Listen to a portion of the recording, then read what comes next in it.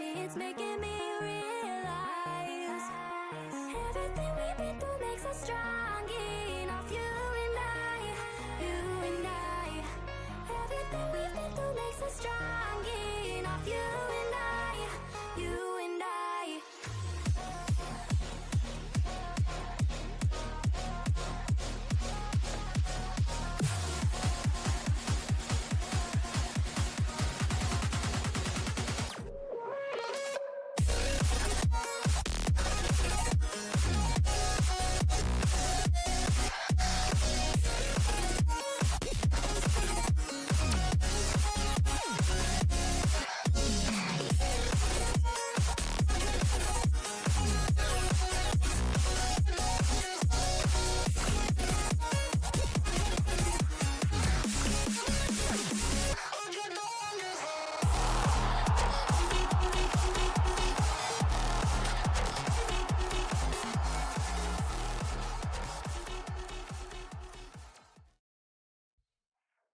Hello, everyone, and welcome in to the Rocket Furs Draft League for week number 4, day number 1. I'm Ecliptic Fates. I'm joined by Airlax and Firestreak right now. How are you guys doing today? We're doing good.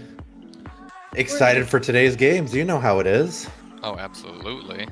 Oh, yeah, today's games are going to be very exciting. Also, not on the screen, we are joined here by Cookie Cat. Cookie Cat, how are you doing today? I was supposed to be here. I mean, I don't know. You're not muted, so I assume you are. Hi. Hi, Cookie. It's nice to see you. Even though the Twitch chat cannot. But as you guys can see, we are a little bit early today. We're gonna kind of talk about some of the stuff that we would usually talk about during our podcast every week, but we weren't able to run the podcast on Wednesday, so we're doing it now. A little bit of a shortened version for you guys. Not gonna have as much to talk about. We'll talk about our predictions that we've made for the week, along with the MVP and last week's matches, of course. We will not have a match of the week. However, obviously, I think everybody knows what the match of last week was. It was X3 Tactics and Black Bunny Gaming. That series was incredible. Oh yeah. Absolutely a fantastic series. It was one that you had to see to really take in how good of a series it was. Both teams really showed up, and I think both of those teams should be happy with the way they played. I mean, Yeah. Like, absolutely, they should be happy with how they played. And you know us, we're always happy when we get a Game 5, especially if it's a Game 5 in overtime. The entire series coming down to just one goal. And my goodness, just what a series that was. Yeah, and something I wanted to talk about for last week is we keep on this narrative about how the teams are getting closer and closer every single week. And we started off the league with a lot of, at least half the games each week going 3-0, just straight sweeps. This last week, we didn't have any 3-0s. We had 5 Game 4s and a Game 5. And so what does that tell you guys about the league as we're continuing on to week 4? Do you think everybody's just getting a lot closer, or are teams kind of getting a little shaky? What do you guys think is going on here? I mean, as the teams gel together and they really find their rotations with each other, I think the teams are going to continue to keep getting closer and closer. So I think we're in for some really good series, and I think it is kind of coming to show that the teams are fairly balanced rank-wise, and that any team has the opportunity to beat any other team on any given day. So yeah, the teams are just going to continue getting closer and closer, in my opinion, and I'm looking forward to seeing where it takes us this season. Yeah, I completely agree there. Just as time goes on, teams are gonna just, I guess, just like mesh a lot better with each other, and they're also going to be able to look back on previous series for the team that they're going to be going up against, and that's going to be very, very crucial in the matches that they play, because it just kind of just gives you just a little bit of insight into how they play, possibly letting you know some tactics that might work, what won't work, things like that. And as the season goes on, mixing up my S's there. As the season goes on, that pool of information is going to get larger and larger until you can effectively just figure out exactly how a team plays just from the previous seasons, which will be very, very interesting to see if any teams are actually going to take advantage of that or not. Yeah, I have to agree. We're just gonna have to see how they all play. Are you guys expecting at the end of, obviously it's gonna be end of week 4 here tomorrow. Do you guys expect to see a lot of 2-2 teams? Do we expect to see a lot of teams that are like 1-3, 3-1? What's the kind of expectation that we have here? Do you think it's gonna be more balanced midfield, or do you think that there's gonna be a divide? So, looking at how things are right now, 10 of the 12 teams are sitting either 2-1 or 1-2. And there is quite a spread in terms of game diff and goal diff among those teams. However, despite that, I think we're going to see, just looking at the matchups, I'd see a world where there are a ton of 2-2 teams. Because either one of Protogen, Rebellion, or LumiMawcity is going to end up there. Depending on how the Cloud9 Black Bunny matchup shapes up, that could turn both of those teams into 2-2 teams. Same thing with Gentle Pause and Persian 1. And there's always the possibility that Awaptic ends up at 2-2 as well. So, yeah, I think there's definitely a potential where we have over half the leagues all sitting completely even with each other at that 2-2 record going through week 4, which is kind of a noteworthy week, in my opinion. So, yeah. Honestly, yeah. Like, this is definitely a really noteworthy week, because, like, week 2 was the first place where you could really just, like, tie, but just since it's so early on in the season, like it doesn't really mean too much. But we're starting to like reach further into the season where your series record is starting to become a bit more important, because as time goes on, it's going to be harder and harder to like get yourself to a higher position, because teams are just gonna like that gap. The overall gap, I feel, is going to widen, but I feel like the individual gap between specific places is going to stay roughly about the same. Yeah, and one big thing that's going to make a huge difference, obviously, with these 2-2 teams are going to be game differential and goal differential as well. That's going to mean very big difference on where we're going to see some of these teams in the standings based off of how games go this weekend. It's more than likely we get to the point where teams are only separated by not even a game, maybe just by like 2 or 3 goals. So very aggressive teams are going to be looking to score as many goals as possible to kind of get up into those standings. And not even the standings like right now. That's not the only important thing about this week. And I do want to talk about this a little bit, but at the end of this week, the trade window finally opens for the teams. The roster locks that we've had on these teams are going to be taken away. And also, as we talked about prior to the season, the price of SSL in the team budgets is going down by 50. And that's going to open the playing field to a lot of things that people might not be expecting, especially for let's just name call right here, because obviously they haven't had the best start to their season, but Twisted Tales. Twisted Tales is 3-0 on this, or 0-3 on the season right now. They haven't had the best start. With that price decrease for SSLs, allowing Joshi to possibly move up a rank for players, do we see a potential change coming? In my opinion, we are going to see a change, and I think I'm just looking at the 2 players on that, the 2 supporting players on that roster. I feel like there's one of those 2 that's had a little bit of a harder time finding their place in the rotations. Still a goated player, but I'm not sure if the Joshi Liska combo is quite shaping out like Joshi was hoping for.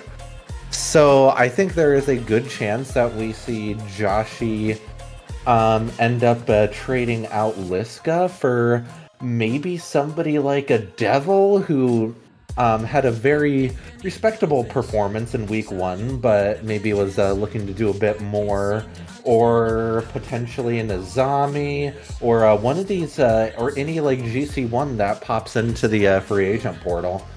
Maybe picking up an Ivy, but yeah, I think that Joshi is probably going to end up picking up a GC1, in my opinion, and I really think that a Joshi Devil or Joshi Azami combo could be really scary to play against, so we'll just need to wait and see. Yeah, indeed we will.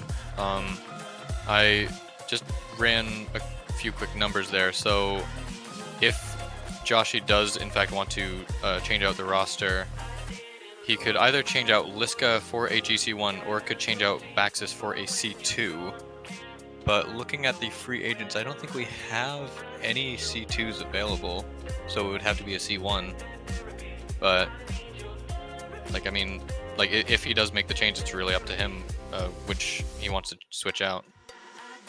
And at that point, like, you know, you don't know what's necessarily coming this week. They could just start popping off. They do play against FoxClan, so they might be able to take a win there, and that would be a really good win for the team to get. A pretty strong team.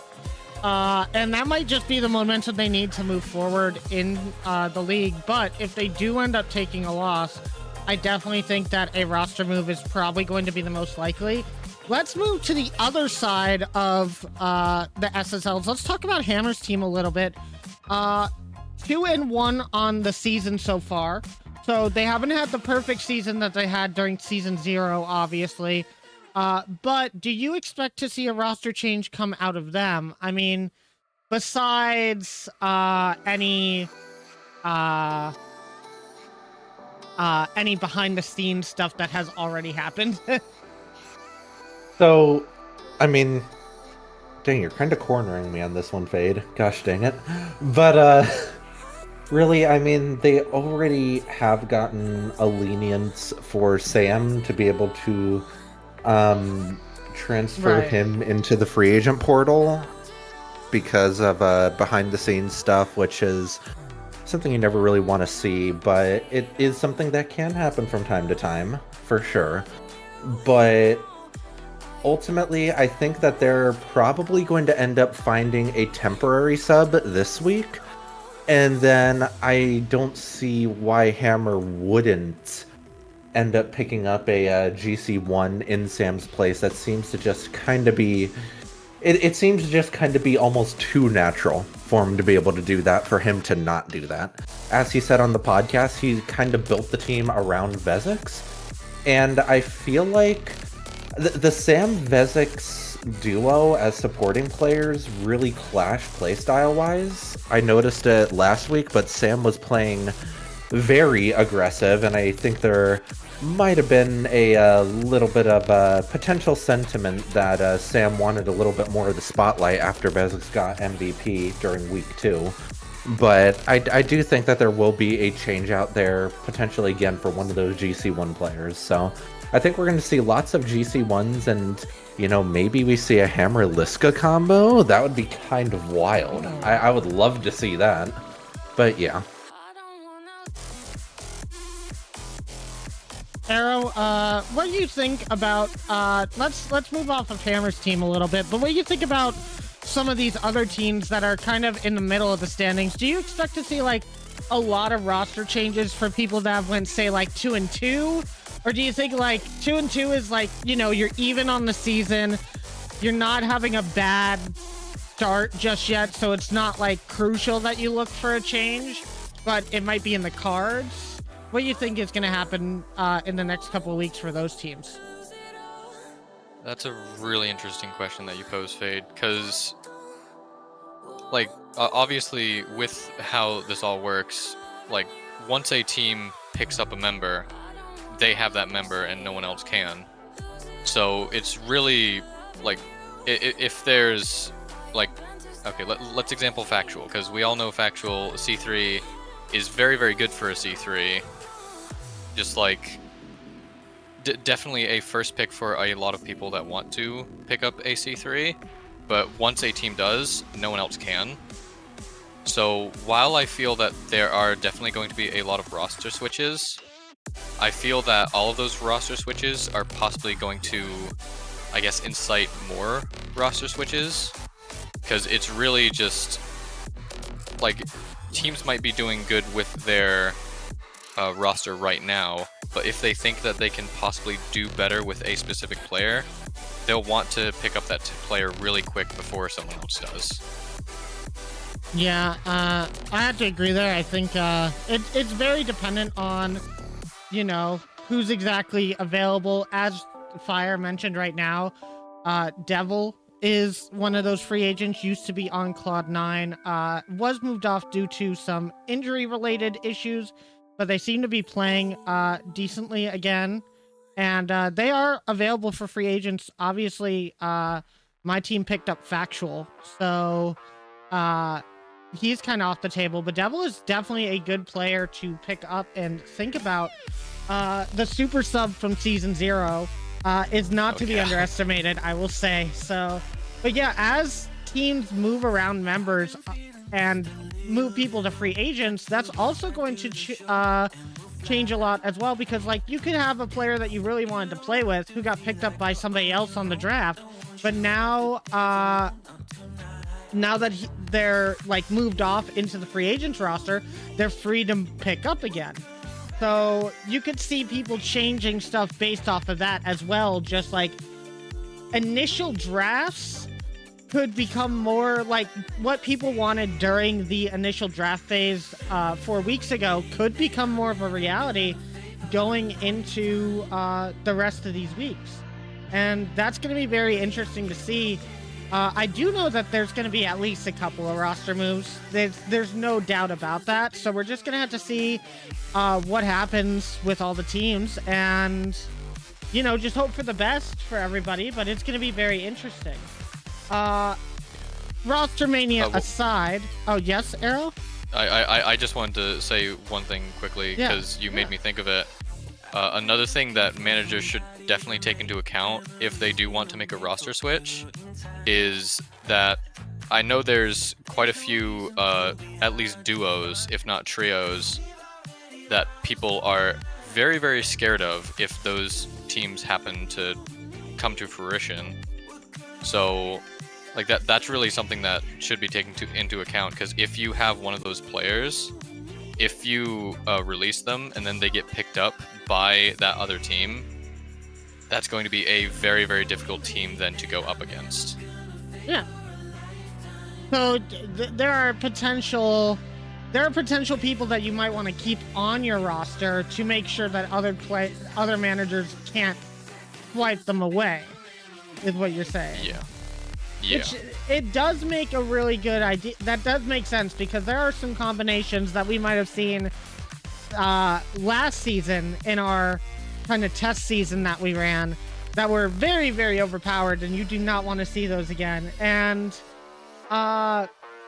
you know, managers are gonna be able to try and avoid that as much as possible. We'll see exactly what happens in the coming weeks, but it's very interesting. But let's go ahead and get off of Roster Mania, because we got this week of games to see before we could get into any of that. But let's talk about the leaderboard coming into week number 3, or week number 4, my bad. And you can see right here, oh, this is the wrong leaderboard. So let me get the actual right leaderboard showing on the screen. There we go, guys. We're all good. But you can see X3 Tactics 3-0.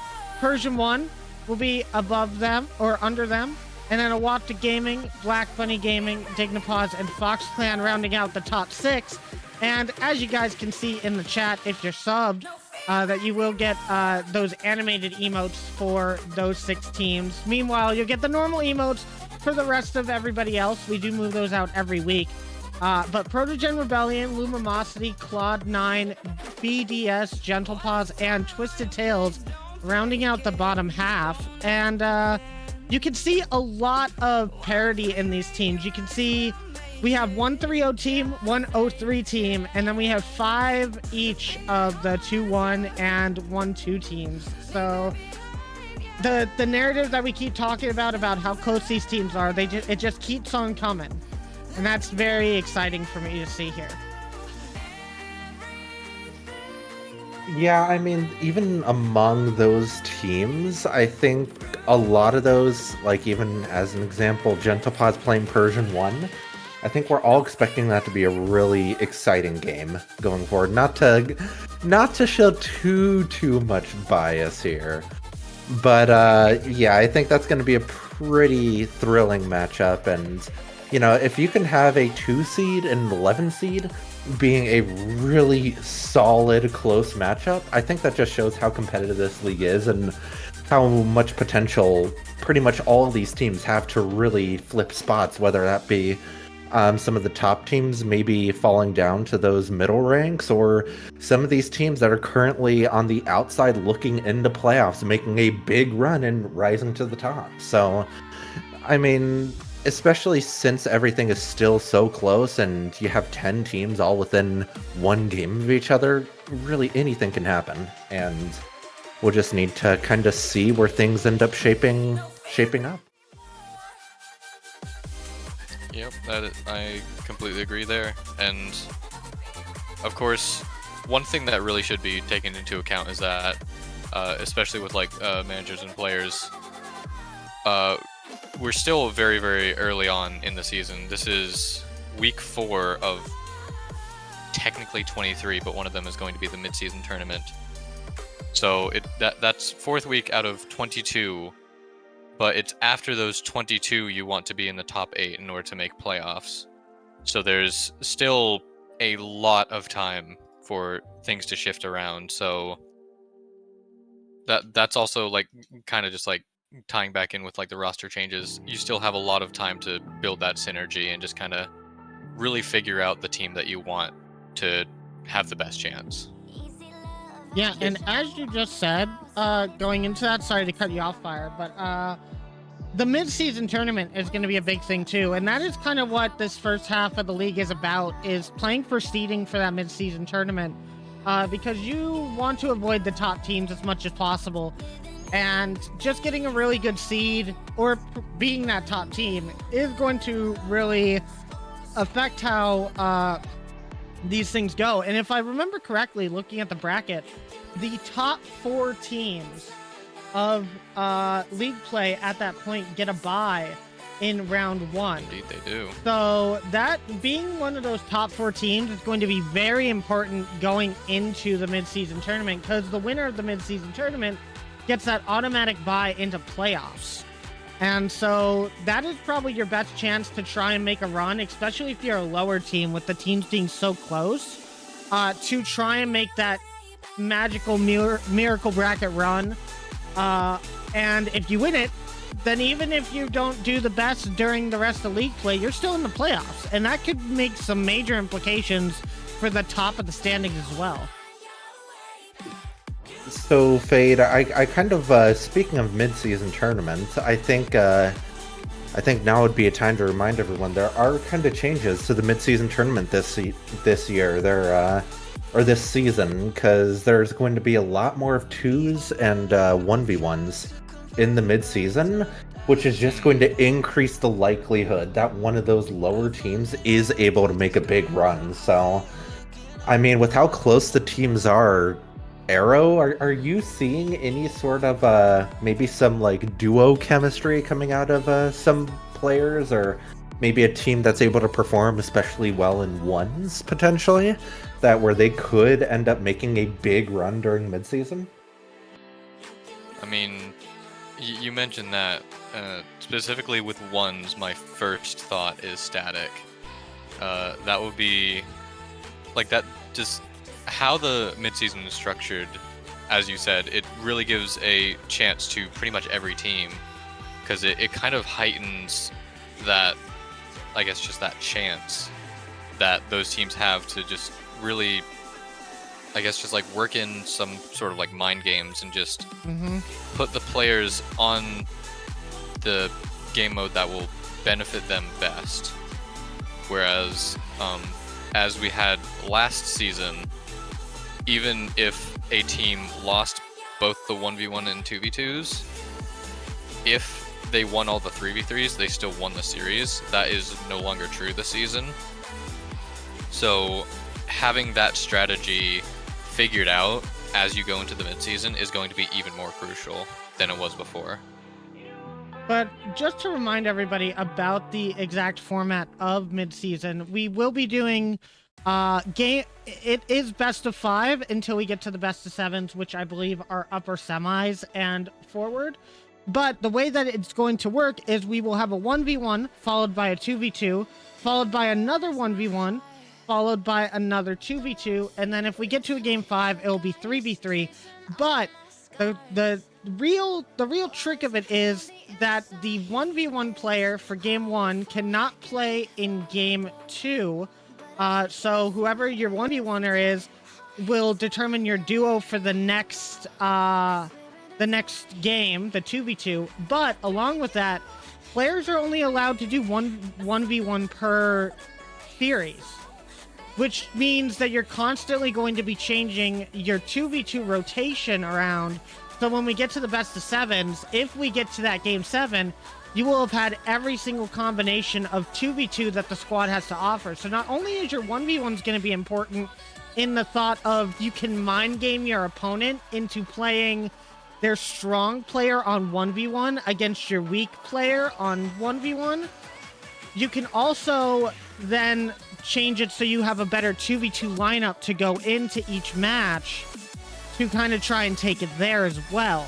So there's a lot of mind games that are going to be happening during these during this mid-season tournament, and I'm very excited to see how teams are going to structure and try to outwit their opponents, but it really does give every single team, even the bottom team in the standings, a chance to just upset and take it all, which is going to be so much more exciting than what we saw last season with the same people playing the 1v1 all the time. It's really going to test every single team member's ability to adapt to different 2v2 rotations and 1v1 circumstances, which I think in a way heightens the individual skill levels of all of these players. So it's very exciting to see. But we're still quite a bit away from that. So for now, we'll just focus on the threes. Yeah. But we will start talking about some of our matches for this week coming up. But we have one more thing to talk about for this last week. And obviously, you guys have been waiting for it for a bit longer now. So we will go ahead and let you guys know the MVP of week 3. And it really just makes sense. This player played so well during their games. They really showed up. They normally do, but this week in particular, I would say they were really a showcase on the team. They really facilitated a lot of the plays that were happening on the field for their series, a lot more than usual. So let's go ahead and let everybody know. We don't have clips for this one, but your week 3 MVP is going to be Sylvie from Dignipause. Very impressive showing from them in week number 3. Yeah, they really had a huge week last week, kind of coming off of a little bit of a quiet performance the week before, but just coming back so strong, showing a great mental and really coming through this week for that Dignipause squad, because their Dignipause is a team that is very strong whenever Sylvie is doing a really good job as a facilitator and setting up their teammates well. And they really were able to show how good they can be at that last week. So, well played to Sylvie. They really stood out in my eyes, and I think they were very much deserving of the MVP week 3. Yeah, absolutely deserving of that, because Sylvie, I think as we mentioned before the draft started, is one of, if not the GC3 that you want to pick up. And they absolutely proved that this week, just playing just so well, both individually and on the team as well. It was a spectacle to watch, honestly. Yeah, they did really well. They like a lot more mechanically, just the presence on the field was a lot higher in week 3 than we had seen in previous weeks. The amount of times that we would see them going for some sort of insane goal that would lead to a redirect off of the backboard, like for their teammate. It was really something to see. They really were facilitating the entire field of play on offense the entire series long, and I think that's really what got them the win. And so I think that the MVP clearly had to go to them. It was more than deserved. As of course, every team had some really standout players, but Sylvie just kind of upped the level of play for that week in particular. So congratulations to them on that. And with that, I think we're done talking about week 3. And I think what I'm going to do, because if I remember correctly, this first match features somebody that's in here right now. And I'm assuming that they really want to get some practice in with their squad before their game starts. So, Aerolax, if you would like to go ahead and hop in with your team, you can go ahead and do that. And me and Fire will take over for the rest of the time here. All right. Don't do too much NA production is all I ask. We will do our best, but everybody say goodbye to Aerolax for now. We will see him after his match. But most I can say is good luck to you. and hope you have a good time. Thank you, I will.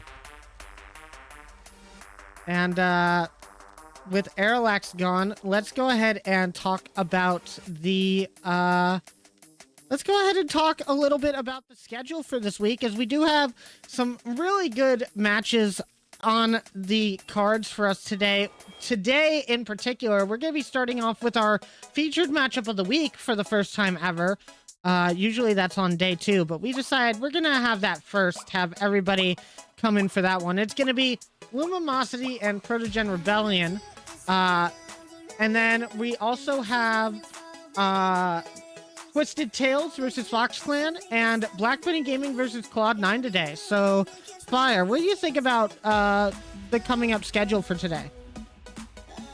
And there's definitely some really strong matchups happening today. I'm really excited to see how things play out because I think there's some pretty substantial implications from some of these games. I mean, Protogen Rebellion, Luminosity, 2 teams that have gotten some pretty big wins last week, and whichever team is able to carry that momentum going forward is going to be a stronger team in that middle of the pack type of ranking on the leaderboards. So I think both those teams have a great opportunity this week to just step up and really put themselves out in front.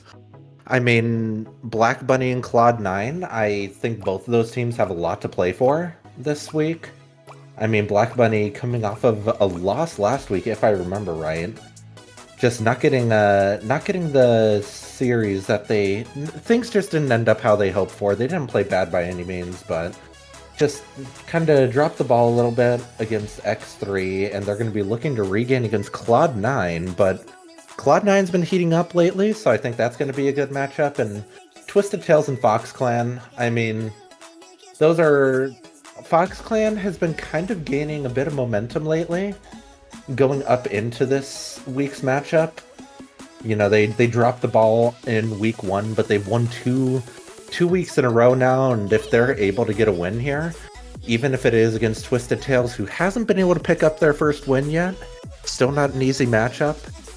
But yeah, Fox Clan, they have an opportunity to be a team that has a really good run to go into that midsection before midseason. So yeah, I have to agree with that one, Fire. Yeah. Go for it, Fade. Oh, well, I was also going to say, we did forget to talk about one very, very important thing about last week. And I will get to that right now. And it's not a match or anything. I mean, it's a match of sorts, but there's a battle going on between not the teams, but the casters. I'm talking about our good old prediction caster battle right now. And these are the standings going out of week 3. You can see I'm up there 8-4. Docky and Fire both tied at 6 and 9. Can I get a nice in chat? And Arilax is going to be at the bottom of the pack, 5 and 8, with guests going 6 and 6. So obviously, we do not have a guest prediction for this week, so they're going to be a little bit behind. But the ratio is even on the league right now, and we've got some spicy predictions coming up for this week as well. So we'll just have to see how everybody does there, but that is the prediction battle for right now, guys. And without further ado, let's go ahead and talk a little bit about the match of the week, Fire.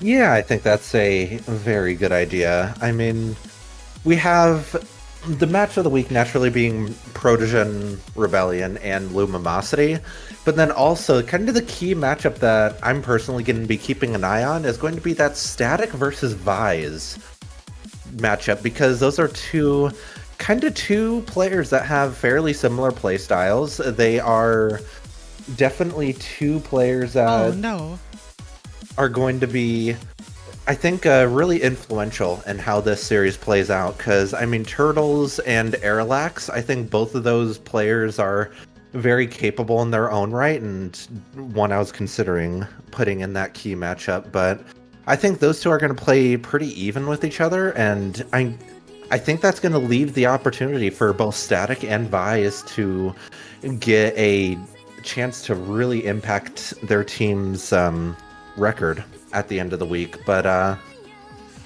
yeah, I think there's a lot of potential for those two players to really take the charge and elevate their team to that 2-2 record. So Static naturally being a more defensive player, I'm going to be looking for him to be able to make some key, either some key shots on net or maybe some key facilitations where he's able to dish the ball off to his teammates. And I'm just going to be looking at Vise to see if he's able to keep up that momentum that he built last week, because he played really well last week, and if he's able to keep that up, that's going to be really tough for Protogen Rebellion to answer. So, but I think if there's anybody who's going to be able to halt that momentum, Static's going to be the person to do that. So, I mean, yeah, a little bit of NA production, slight NA production, I see there. But yeah, that's I kind of I had them typed in. I think I might have sent over the wrong version of the file. Then my bad. I'm causing the NA production. So yeah, I mean, Protogen Rebellion. I think their keys to victory, just like last week, is going to be keeping control of their boost and being able to keep possession as they go onto that offensive half and. Being able to set each other up for easy shots. They were able to do that really effectively against Gentle Paws last week, and it's something that I'll be looking to see them do again this week.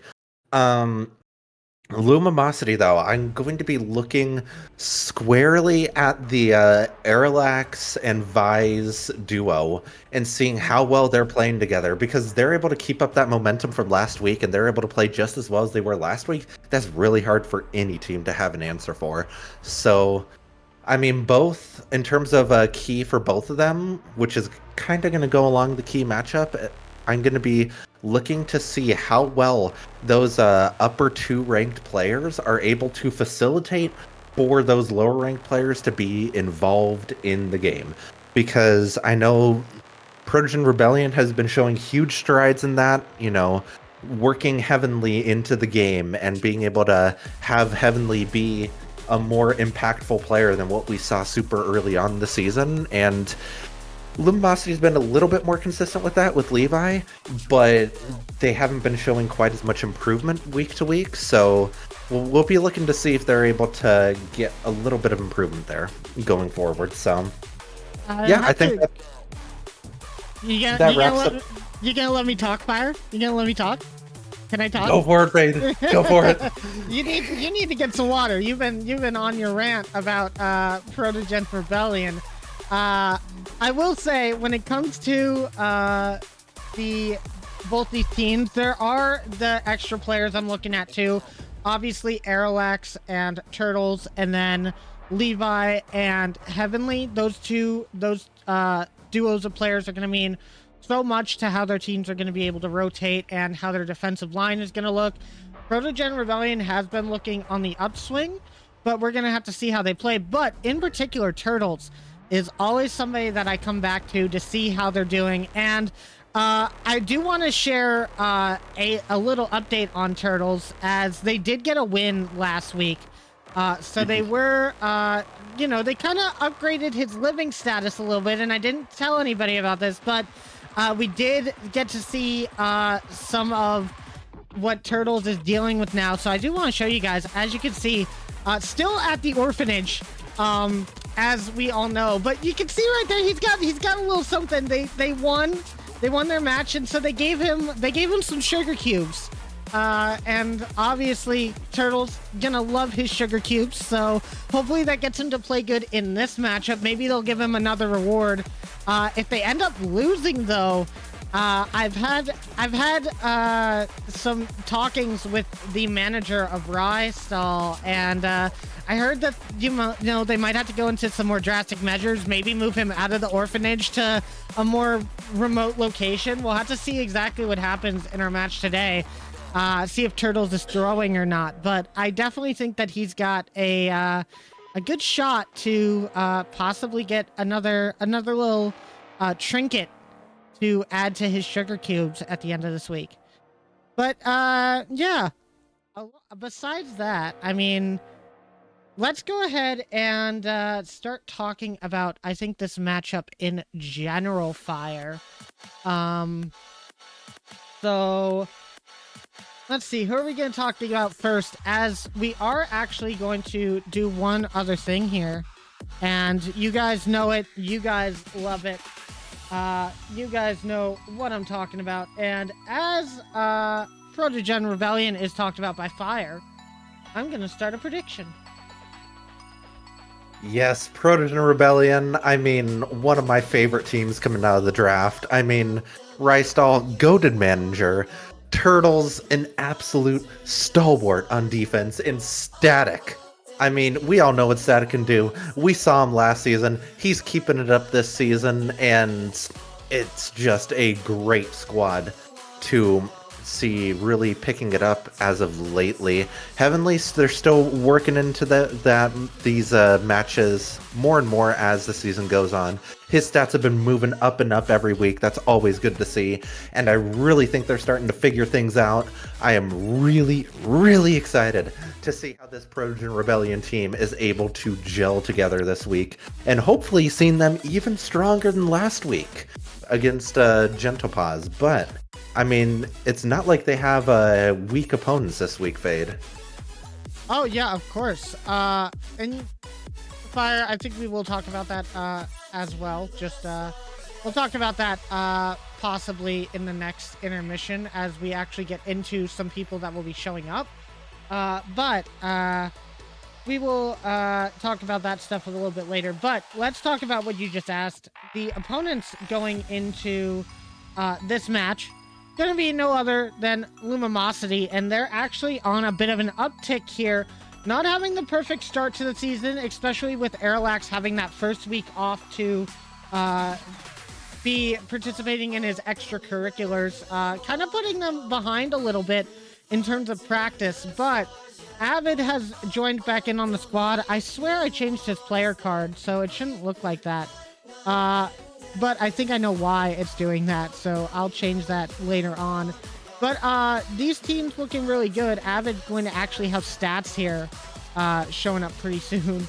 And he has taken the team to a little bit of a new level. And I'm very excited to see what he comes up with for this next week. Definitely, and just to kind of update things as we go, Avid, you know, getting 1.25 goals per game on 2.25 shots per game. He's just so effective when he is taking shots on net. Like, that's a really high ratio, better than most of the other teams or players I've seen. And he's really showing up on that defensive end too, getting 2.25 saves per game. So, I mean, he's just playing really well all around, kind of sitting in that just outside that top 5 range in so many different categories. So it's always good to see players being able to show up in big ways for their team, and he was last week for his team. So that's why he's the player that I'm keeping an eye on for that LumiMawcity squad. Yeah, and I think what we'll do is we will show off the player cards here one more time, as we do have the updates to these player cards. And we will have them here in just a second, so we will show that. But I mean, both these teams very, very skilled, very close in ranks as well. Obviously, there is a little bit of a gap. Actually, is there any gap at all in the ranks of these teams? I'm not entirely sure. If you know that. I do off of the top of my head, and they both have a GC3, GC2, C1 roster composition. So, yeah, I'm not seeing any sort of gaps in these rosters. So it should be a good matchup. It's always exciting to see that play out the way it does. So, yeah, Fade, I know you'll kind of be keeping an eye on those GC3s. But do you think that having the exact same roster composition is going to have any impact on this game, potentially? I honestly think it might. We usually do see that these lower level teams have a little bit of a tough time against these higher level teams, especially early on in the season. But I think having these balanced squads, it really is more of like knowing what to expect coming from the squad. Like, as you have specific ranks on each of these teams, you're going to expect them to play up to their level. So, like, Aeroax is going to know what to expect out of Turtles. Avid is going to know what to expect out of Static. And Levi is going to know what to expect out of Heavenly. You know what I'm trying to say? So it's a lot more predictable coming into the match on what to expect the team to be able to play like, which could help either team when it comes to rotations, when knowing when to challenge the ball, basically every single facet of the game, compared to when you're playing against a team that is, say, like a Twisted Tales. Like, you're never gonna know what to expect out of Joshi if you're coming in as like say a Wapta Gaming. Like, if you're a GC2 with 2 GC1s and you're playing against an SSL, you don't know exactly the skill level that you might or might not see coming in from like Joshi. So it makes it a lot harder to read, and you know, once you can't read one player, then it gets harder to read the whole team, and that means that you might be at a bit of a disadvantage. So we'll have to see how these teams read each other going into this. I think that whoever wins the first game is going to be really important. And as I said, we do have the player cards updated. So we're going to go back and look at the teams once more as we get ready for this matchup, as the team cards are now updated and things look a little bit better on these. But yeah. You can see Turtles there. I think he actually moved up in some stats. Now 5th in shots per game and assists per game, which shows that he is facilitating a lot more for his team, as well as Static being somehow also at 5th per assist per game. I'm not sure how that happened. So yeah, top 5 for both of those. They're tied in assists per game, but yeah, they're both sitting in that 4th and 5th spot, if I remember right, and that's really strong when you have both of your upper rank players being able to facilitate at a top 5 level in the league. That shows they're getting heavily involved and they are doing really good at it. So, I mean, we'll need to see if they're able to keep it up this series. Yeah, for sure. I did hear that Levi was having some tech issues, but I think those are resolved now. So I think Cookie is going to start trying to get more people into the lobby. He might need to ping the current match lobby again just to make sure that everybody has seen that their match starts soon. But I'm sure that everybody is going to be ready to go here soon. We are still trying to get some of the members in here, but let's look at the LumiMawcity cards once again and see where these guys are, because obviously, as I said, Avid now has stats. Aerolax also moving up in some stuff, as well as Gala still staying at that 2nd place in assist. I'd expect that to go up more as they don't play, because that's going to stay as a consistent number, but we know Gala is going to want to start playing again as soon as possible. They are in a little bit of a weird situation with Avid suddenly being allowed to play again. So I do want to talk about Gala in general here, waiting for this matchup. Obviously, this week we are going to have Aerolax and Avid and Levi once again, with Gala taking the back seat. Do we expect to see possibly a roster change for them so they can guarantee themselves a playing spot? I would not be surprised on that at all, and I didn't want to mention it before because I don't want to get any ideas out there for certain managers, but I really don't want to see the Hammer Gala show again, because that sounds too scary. I don't want that. No. Hammer, Hammer, I don't know if you're listening to me, but no, none of that. But no, I do think there are quite a few teams that Gala would really thrive on, especially if he's able to play like week to week for a team. And I do kind of somewhat expect to see him ending up getting picked up on a different team next week. So we'll need to wait and see if he does end up getting the opportunity to go play for another team on a more consistent basis. But yeah, we'll just need to wait and see on that one. Yeah, and we do want to update everybody. We are still getting everybody in here, so we've got one more thing to talk about while we wait for this matchup that is a little different, and it is going to be free agents, because while everybody is looking for potential new players and everything, we have had a lot of players join the league, and actually free agent signups have basically been almost closed, so except for very specific cases. And there is one player that has also signed up that is not on the sheet that we are about to show you, but you will see them playing pretty quickly in the league as well. But let's go ahead and talk about some of these free agents, as some people have been updated, and there's quite a lot of new players that have been joining into the league, and you can see them all right here. Yeah, so I think I'll go ahead and talk about the free agents that played last week real quick. Nova coming in as a Champ 1. I don't remember for what team, but I remember he played pretty well last week. I was really impressed with his play. Maybe not the stats, I don't think really show how well he played last week, and it was really encouraging to see Nova be able to step into the league and just show up in pretty significant ways almost immediately. Reverb naturally playing for BDS last week, really showing up huge. Doesn't quite have enough playtime under his belt to break and be qualifying for those top 5 spots, but he was, I believe, going to be top 5 in goals, shots, and assists per game. All 3 of them if he had played enough up to this point to qualify for those top 5 spots. So he is a free agent I'm going to be keeping an especially close eye on. And I do suspect that if I was BDS, I would be keeping him on their roster as much as I possibly could.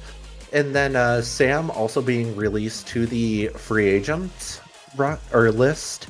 So he's somebody that people can now pick up as a free agent, and it'll be interesting to see if he's able to get some play time, maybe on a different roster with a team that isn't quite as aggressive as Black Bunny, because I know he likes to play a bit more aggressive and be a bit more involved on those offensive plays than he's been able to do on Black Bunny. So, yeah, I mean, Fade...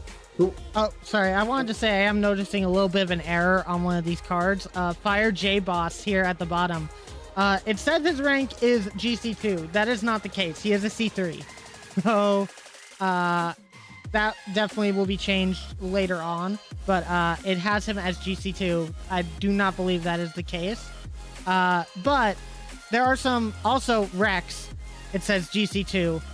I don't believe he's GC2. I believe he's GC1. So obviously some NA production showing up in a few ways this week. But we will get those fixed later on. And just wanted to make sure that people are well informed on that. But there are some really good players that are joining in. And I did want to talk about Rex in particular, as the demo king from Season 0 makes a reappearance in Season 1. I'm very excited to see if he gets picked for a team to play, not every week, but as a sub. I would love to see him come in and play. I would too, and honestly, I want to see the Rex versus Vezix matchup. The demo king of Season 0 against the demo king of Season 1. I mean, that would be a clash right there. And I would be very excited to see how that would play out. But just to get confirmation on what you were saying, Fade, yes, Fire J Boss is a Champ 3. We have him listed as, and Rex is going to be listed at a GC1 rank, not GC2. So, yeah, just clarification there. But other than Rex, Fade, because naturally Rex is goated. Who else from those free agents that just signed up recently are you going to be keeping an eye on? Because there are definitely some players with high potential that I would be very interested to see show up in one of these future weeks. Well, definitely going to be looking at Reverb, of course. I think that it's if he has another performance, I've heard he's getting picked up by the same team again this week. So if he has another performance as he did last week, I can expect him to be a mainstay on that BDS roster come the roster lock opening at the end of the week, which would then move Maxi to free agents, and then Maxi would be a very powerful pick for anybody to pick up as well. Along with that, I'm also just I'm kind of looking at everybody. Everybody has a good chance.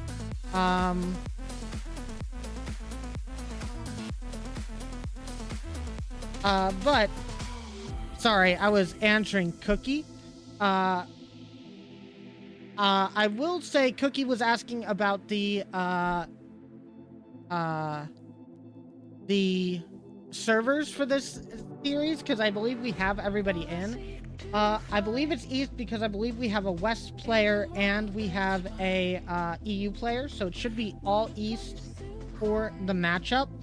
And I think we gotta stop talking about free agents at this point. I think we actually need to start talking about our predictions for the match going into this one, because we are just about ready to start everybody with week 4. So Fire, could you please let us know who has predicted what on the matchup for this week?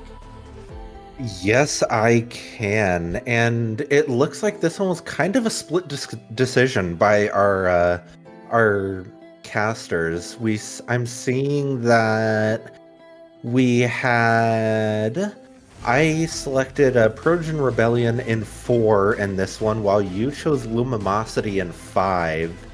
We had Daki selecting LumiMawcity in 4 as well. And naturally, Aerolax can't predict on this. That would be like illegal. So, I mean, yeah, it's split decision by our desk, and that should show for a good matchup.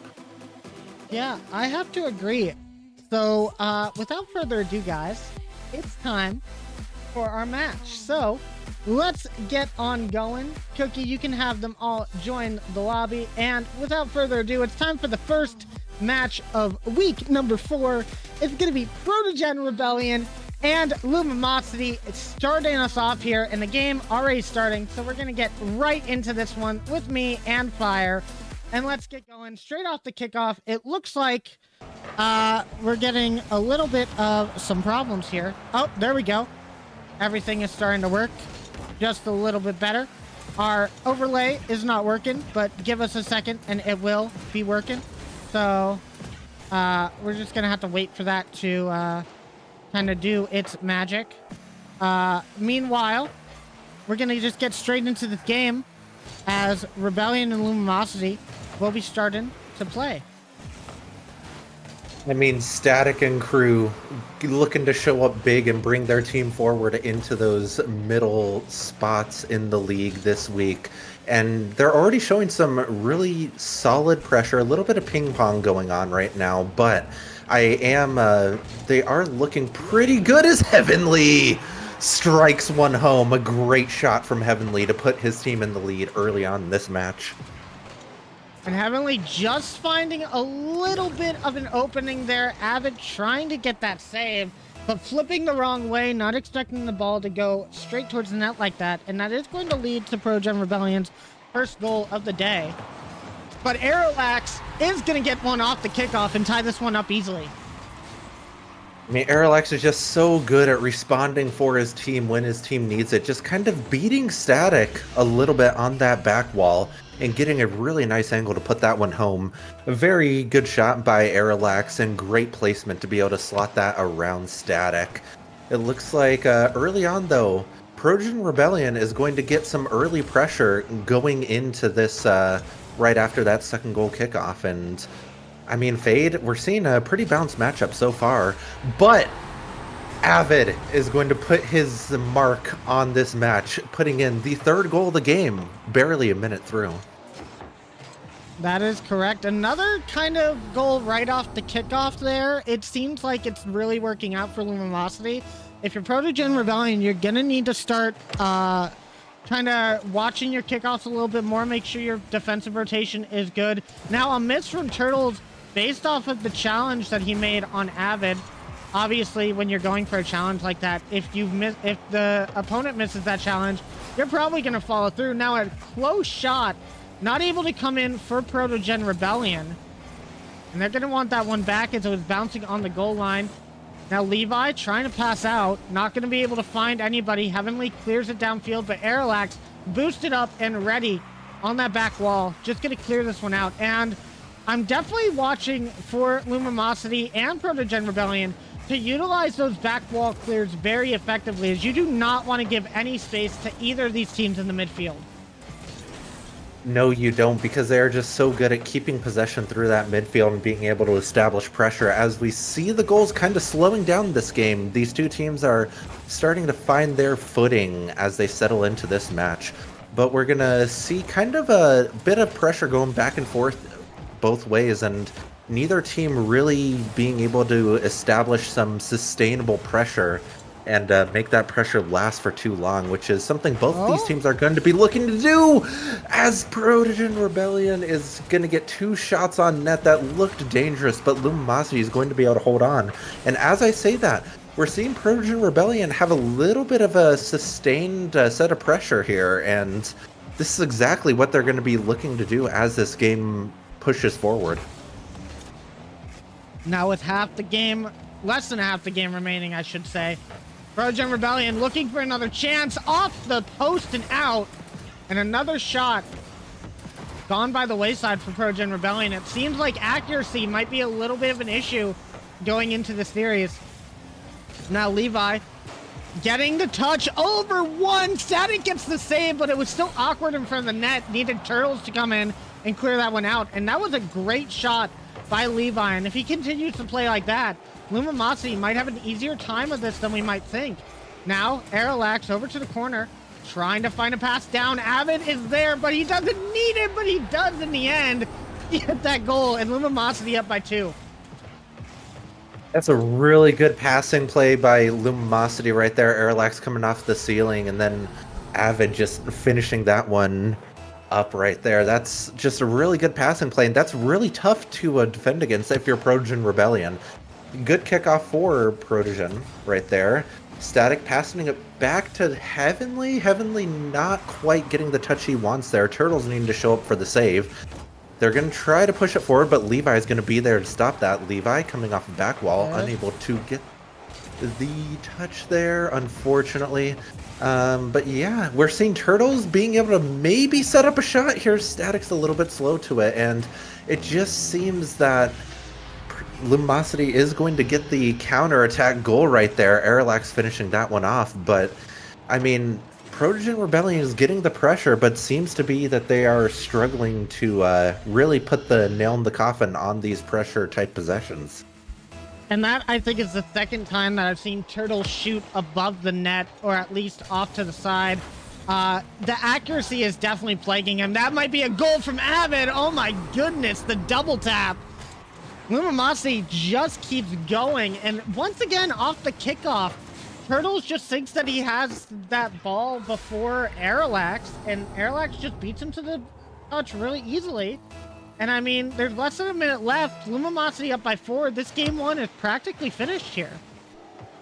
It does seem to be that way, and I mean, Protogen Rebellion is going to be looking to be able to get a little bit of momentum going into this game too, because they're really going to need to find some answers, because they seem to just be getting outpaced this game in almost every aspect of the field, and they're a little bit slow to their shots, a little bit slow on defense, which is letting in these goals. And I think I'm kind of happy with how Heavenly has been playing on that defensive side. Close shot there. No one really there to follow it up on time, though.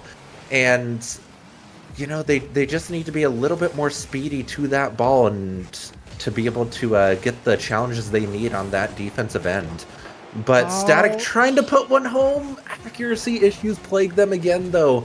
And as we come to the end of this game, I mean, 0 seconds left on the clock. They're just going to kill it. What does Protogen Rebellion, in your opinion, Fade, need to do to be able to get back in this matchup? I mean, this is literally the easiest thing to fix right now. You see those shots that they're taking? They need to move them an inch to the right and an inch down so they go into the net. It's literally just an accuracy issue. They have had so much pressure. They've had like 4 shot opportunities at least that have banged off of that post or off of that crossbar and not gone in. If they can fix their shooting angles a little bit more, they definitely can bring the fight to this LG squad. It's just so tough. But LumiMawcity doing a really good job. Another thing I will say is that these kickoffs are not going Protogen Rebellion's way, and they need to play defensively for it. You can see multiple occasions here where they're just leaving this backline a little bit open with their rotation, and it's really costing them in those kickoff moments. So they're really going to have to fix that and not allow LumiMawcity to get a lead so quickly. Besides that, it's just, look at that, just a bunch of easier clears for LumiMawcity. I think that this game 1 will be the easiest one that they have, as I expect Protogen Rebellion to come back in this game. Both Static and Turtles are pretty rotationally focused players. Like, they're both very solid in their own right, but I'm going to be looking for them to take the lead and really clean up their rotations going into this game 2. As we see immediately, the kickoff is already going better for them. Turtles getting it over the top of their the LumiMawcity front there. So Levi is going to try to clear this out, kind of able to get it over the Protogen Rebellion midfield. Heavenly is going to take this off of corner wall. Static's going to need to clear it right back into the corner, as Turtles is going to try to get it over the top. Levi is going to spike that back down into the Protogen Rebellion half, and it seems like LumiMawcity is able to keep the pressure on as Arilax strikes that one home early on in this game. And looking at it, it's just that Static doesn't get great clear, and Turtles, once again, pushing a little bit too far forward on that. Maybe you didn't see Arilax on the ball as quick as he was. And that's going to lead to a quick 1-goal lead for LumiMawcity. And unfortunately, I don't want to speak ill about any players, obviously, but I'm going to need to see Turtles step up a little bit on this defensive and offensive line. He seems to be looking a little bit more like his week 1 performance as of right now. And oh my goodness, Levi absolutely showcasing that once again, dunking Turtles as he tries to take it off his own back wall, leading to a quick 2nd goal. I mean, Levi, coming in as a lower ranked player, just having the confidence to dive in right there and get a huge dunk for his team. That looks like it might give them enough momentum to really get a good early lead for LumiMawcity here. And I mean, Protogen Rebellion, they really need to clean up some things fast. Otherwise, they're going to be really looking at a triple match point. And you never want to be in that position. Levi is looking really confident, though, going for a musty off of the sidewall there. And I mean, LumiMawcity just looks so comfortable right now with a double demo from Avid.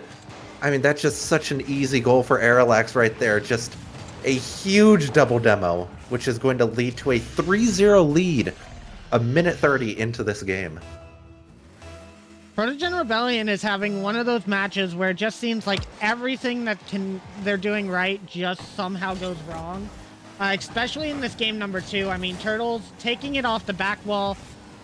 It's usually a very good move to keep control like that, but somehow gets dunked by Levi, and then Static coming out of that net just to get demoed by Avid, who I think had just enough speed to get that demo. It's just not going right for Protogen, and they're going to need to shake off these feelings really quickly, because that could be very tough on the mental, especially when it seems like you might go down 2 games in the series very quickly. However, Turtles trying to change their fate, gets a pass off the back wall, Static the shot, and it's going to be put away by Avid at the last second. And once again, LumiMawcity just showing dominance on the offensive and defensive half of this match. I mean, that's an incredible save, and they may be back on their defensive half again, but just the composure to be able to stay calm and be in the right position to make that save is not easy as they get another demo for the pinch pass to Airlax. I mean, LumiMawcity just freestyling at this point. That's incredible. I mean, oh gosh, that's insane. What are you supposed to do against that? Airlax is coming off of your own net to score that one. Now, Avid's pinch was going in either way, but it really just seems like LumiMawcity just has this team figured out from the get-go. Maybe they went through some replay reviews. Maybe they watched the VOD from last week to see how they were playing, but something is on with this LumiMawcity squad. Another goal off of a demo from Airlax, and 2 minutes left, 5 goals behind. Protogen Rebellion has collapsed.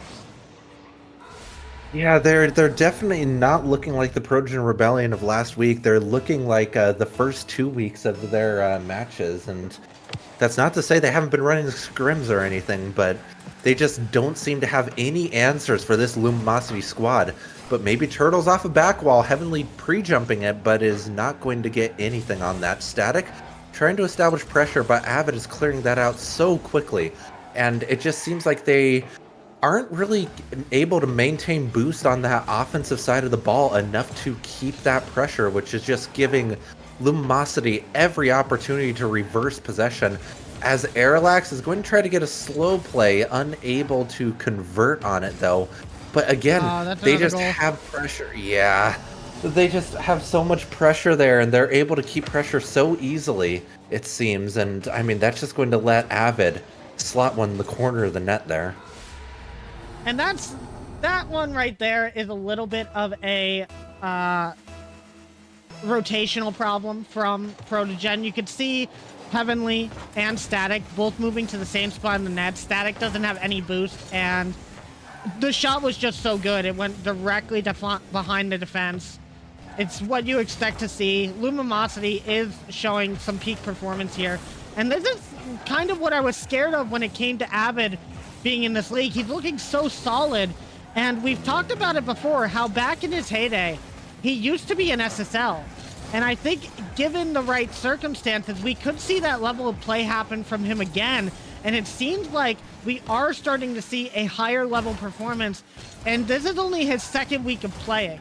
So that's very scary for the team. And Airlax is being so disruptive on this Protogen Rebellion backline, getting so many demos. He's starting to look a little bit like Vezix out here in this game number 2. As his demos have led to multiple goals happening on the Protogen Rebellion side now. I'm assuming that Protogen Rebellion just not able to deal with demos as well as other teams, and LumiMawcity up by 7. I mean, the Protogen Rebellion was able to get some really nice demos last week on that Gentle Paws squad to lead to goals, and I mean, it looks like LumiMawcity is just saying, well, you guys did that to them, now we're going to do that to you, because they're just seem to be able to pick up demo after demo, and Airlax is an absolute menace right now. Static is going to try to put this into Brazil territory, but I mean, at this point, it's almost like, what are you even supposed to do if you're Protogen Rebellion in this circumstance? Because they're put on triple match point, and they need answers fast right now. As the ball is going to drop in front of the net again, LumiMawcity not able to get another goal, but it's not like they needed it. A 7-0 commanding win in favor of LumiMawcity. And they just look like a completely dominant team. LumiMawcity has really started to show up ever since they put Avid back on the squad, and it's really just showing out right now. And Protogen Rebellion, they're looking very, very shaky on that defensive line, and it's costing them so much right now. They're really going to just have to change fundamentally how they've been playing in this series to be able to stand a chance. And LumiMawcity, with this sort of performance, they're definitely looking at a sweet potential. I mean, it certainly looks like it right now. They have completely dominated both games, and that double demo by Avid, that's so disruptive and it's hard to play against. I mean, Avid has been the difference maker in this series, both on the defensive and offensive end. And I mean, how do you even play against a player that's just playing that strong right now?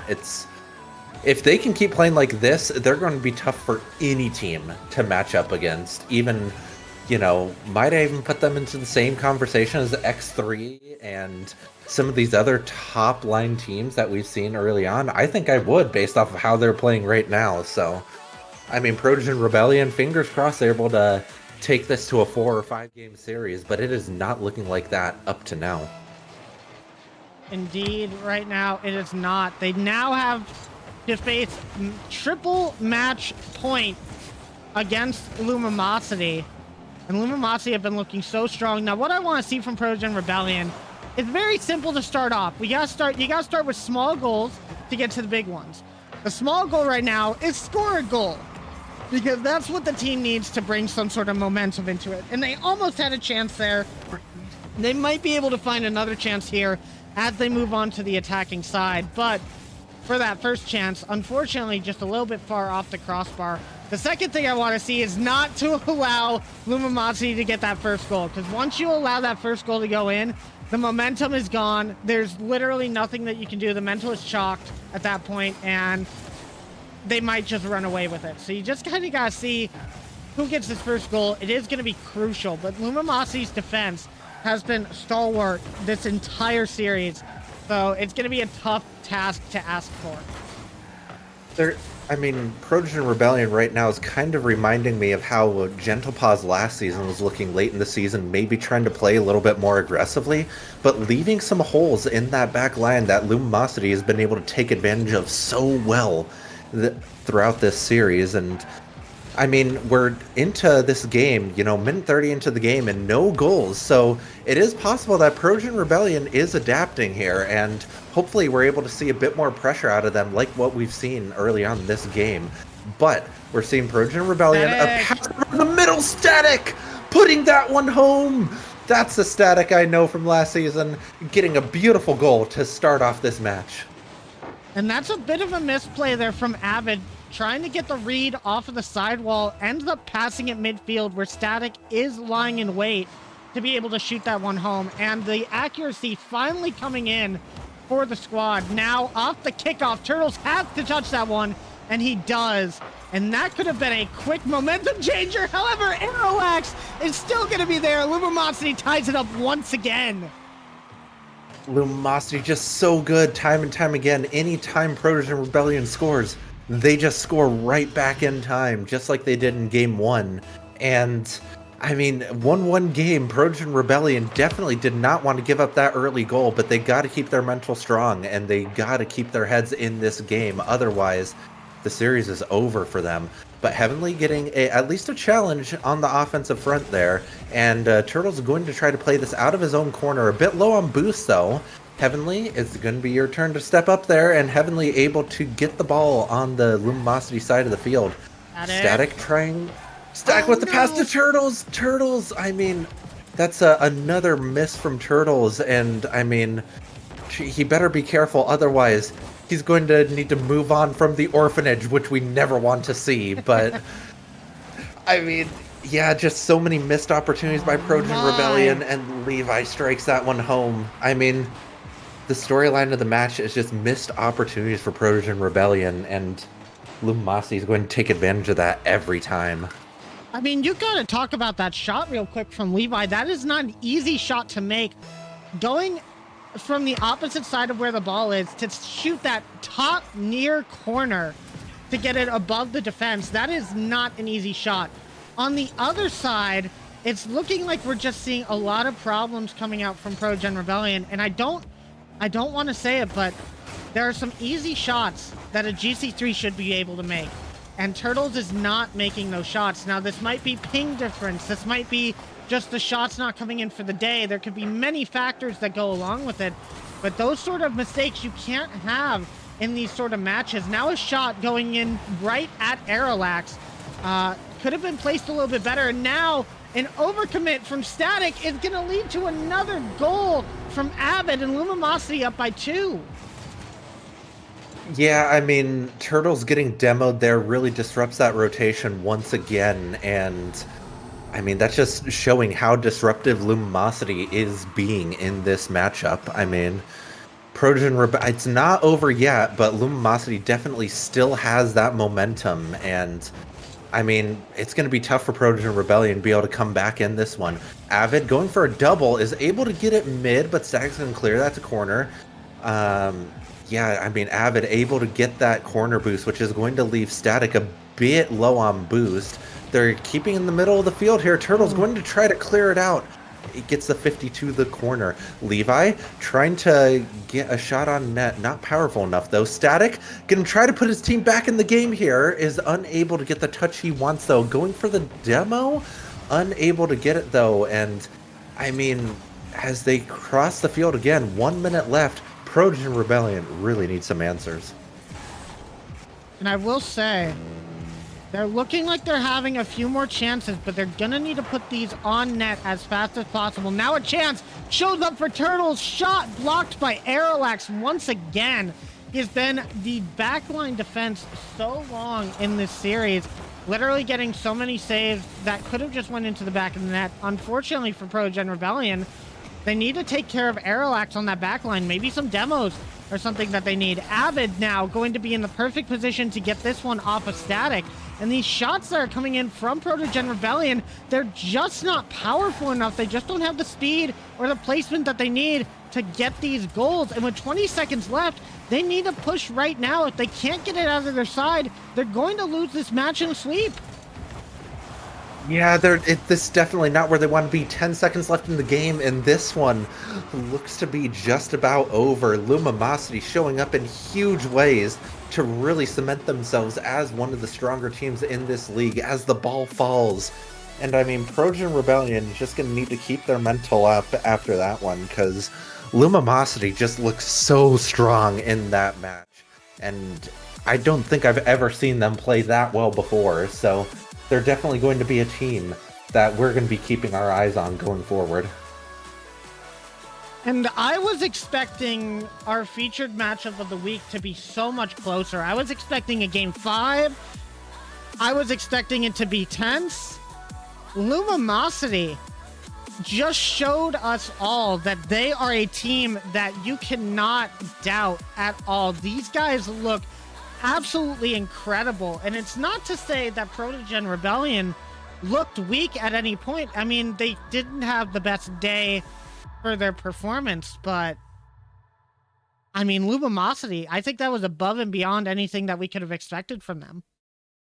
It definitely is, and I mean, we saw some adjustments from Protogen Rebellion going into that last game, and they were able to keep it quite a bit closer, but just those shots going off target from their two upper ranked players, as well as some issues on that defensive line, kind of a little bit of awkwardness in those rotations, just kind of bit them once again. But I mean, we saw the little bit of the kickoff strats on that first kickoff of the game from Protogen Rebellion. I saw Static going for so many demos on that backline, maybe not converting on them as much as he would have liked, but they were trying to adjust. It was just too little too late for him. And at the same time, for LumiMawcity, I know that we had talked last week about one of these players having an MVP performance. I think this week, Avid has had an MVP caliber performance for his roster. So many goals, so many disruptive plays, so many assists and saves. The stats are all going to be there. It all depends on how everybody else plays, but Avid has set the bar to start this week, and I can't wait to see what the rest of these teams have in store for us. But guys, that is going to be our first match of the day done, and we've got plenty more to offer for you guys. As soon after this, we are going to be going into our second match of the day, and it's going to be a good one. Twisted Tales versus Fox Clan will be up next, and we will come back for that, guys, after this little break. So we will see you guys soon.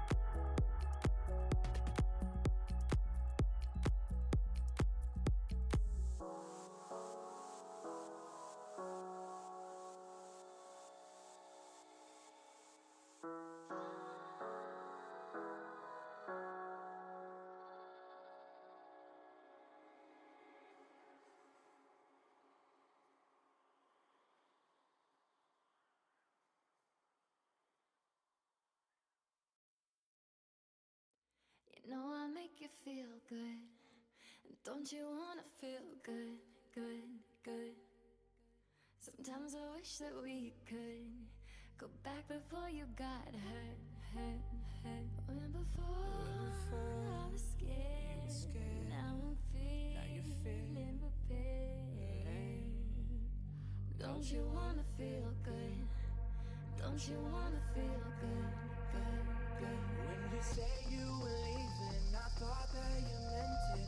I played the victim, you start as indifferent. Hindsight comes standard with rose-colored lenses. Hate to admit it, you're better off. Now you're too afraid to look, too scared to miss it. We're night and day, solar eclipses. Too afraid to look, too scared to miss it. We're night and day, solar eclipses.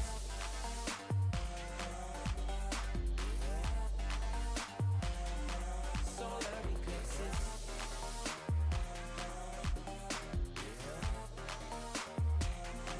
Solar eclipses. Caught up in your gravity, always end up lost in your wake.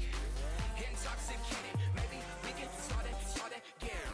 Caught up in your gravity, always end up lost in your wake. Intoxicated, maybe we can start it. Maybe feelings change, I can remember all the reasons why we've been separate ways. Feeling all alone in your company, keeping you captive with daily chains.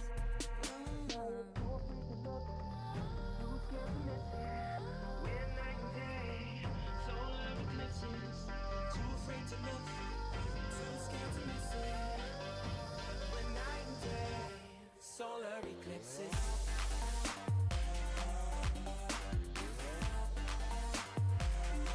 Solar eclipses.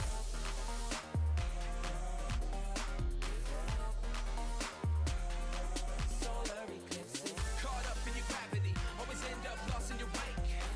Intoxicated, maybe we can start again. Caught up in your gravity, always end up lost in your wake. Intoxicated, maybe we can start again. Tomorrow we build, depends on the future we want, we can make it as real. Maybe we will go, give up the ego. Making it feel good. Too scared to just let it go. Too scared to just let it go. Tomorrow we build. Depends on the future we want, we can make it as real. Maybe we will go. Give up the ego. Making it feel good. Too scared to just let it go. Too scared to just let it go. Caught up in your gravity, always end up lost in your wake. Intoxicated, maybe we can start again. Caught up in your gravity, always end up lost in your wake. Intoxicated, maybe we can start again.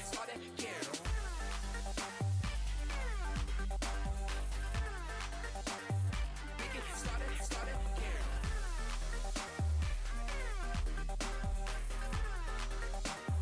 We can start it.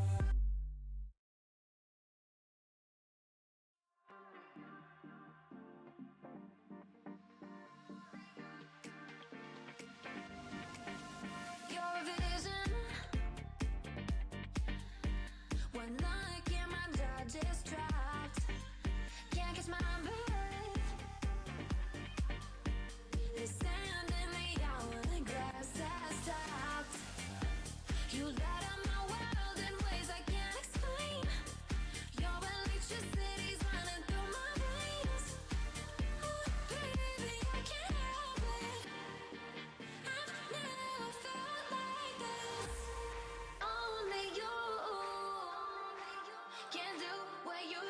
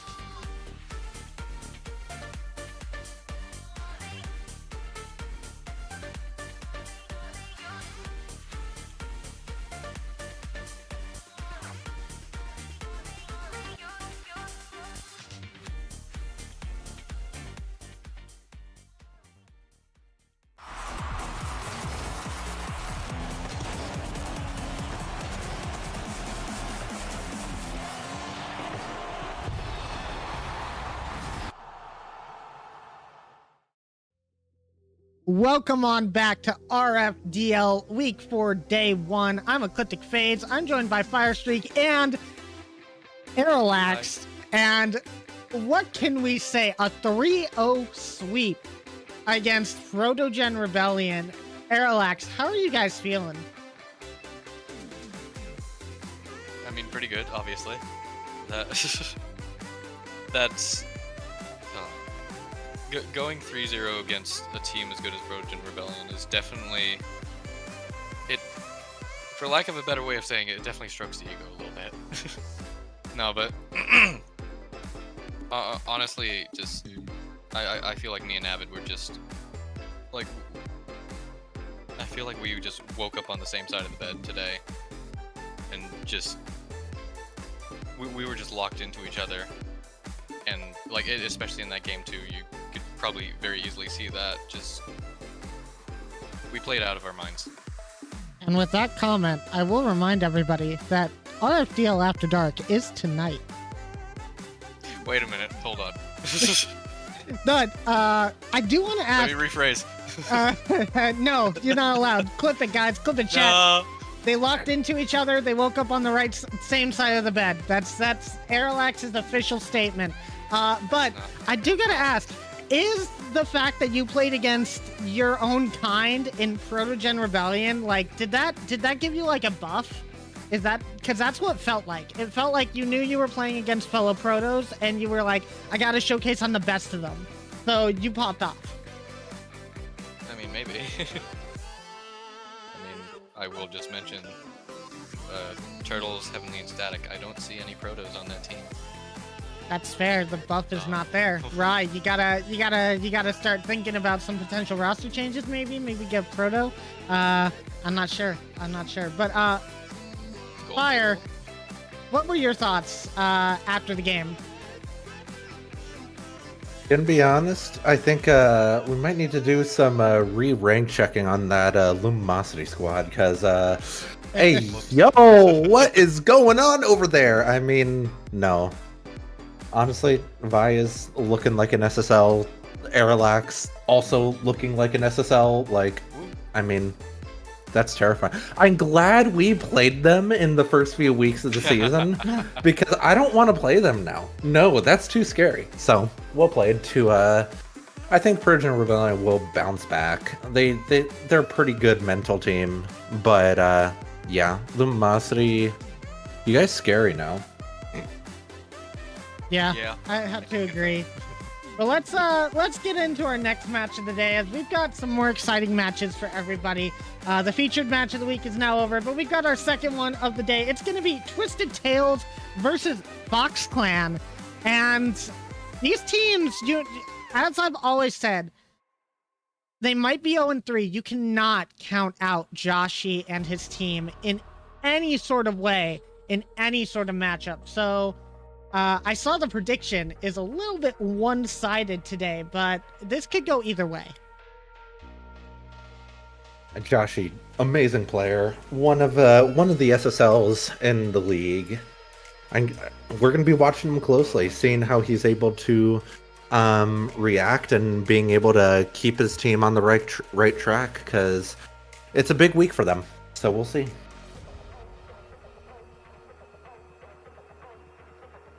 Aerolax? What? What do you think about these two teams? Who do you think has the upper hand here?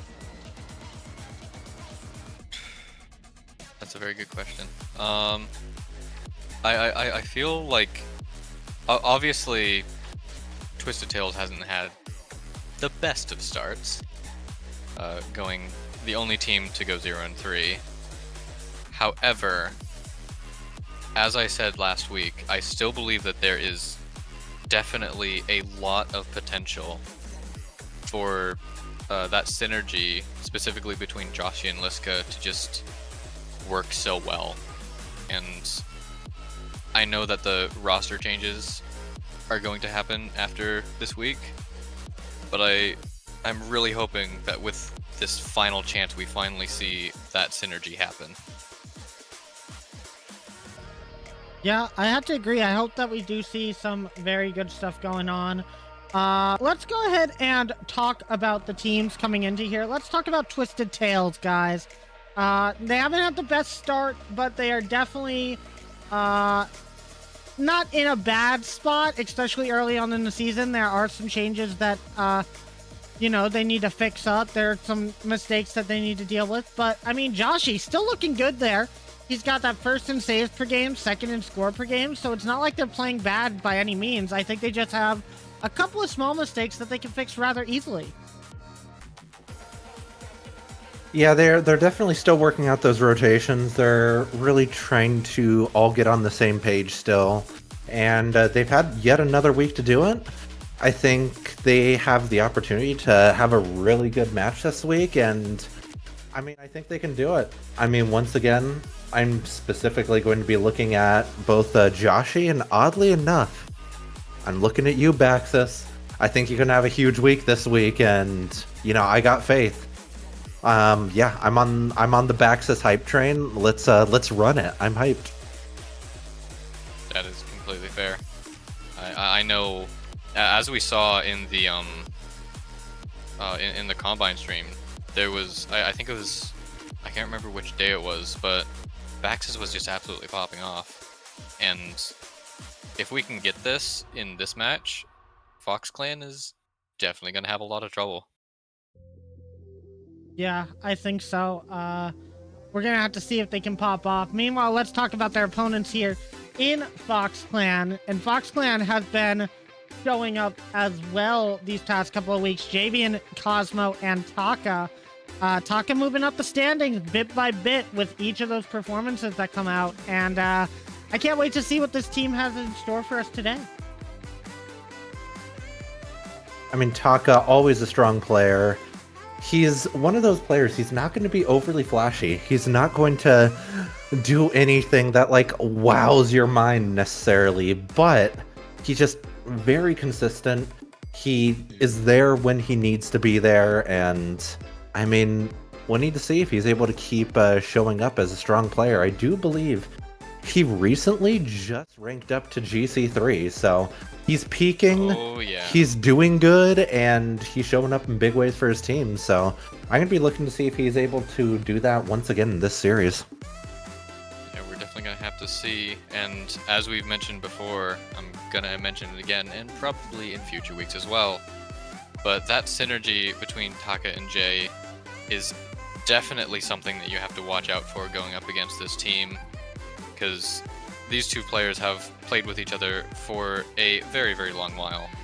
And as you mentioned, Fire, especially with Taka now reaching up into GC3, just absolutely peaking recently, it is now more than ever where you really want your eyes on Fox Clan, because I feel that they are going to be absolutely popping off.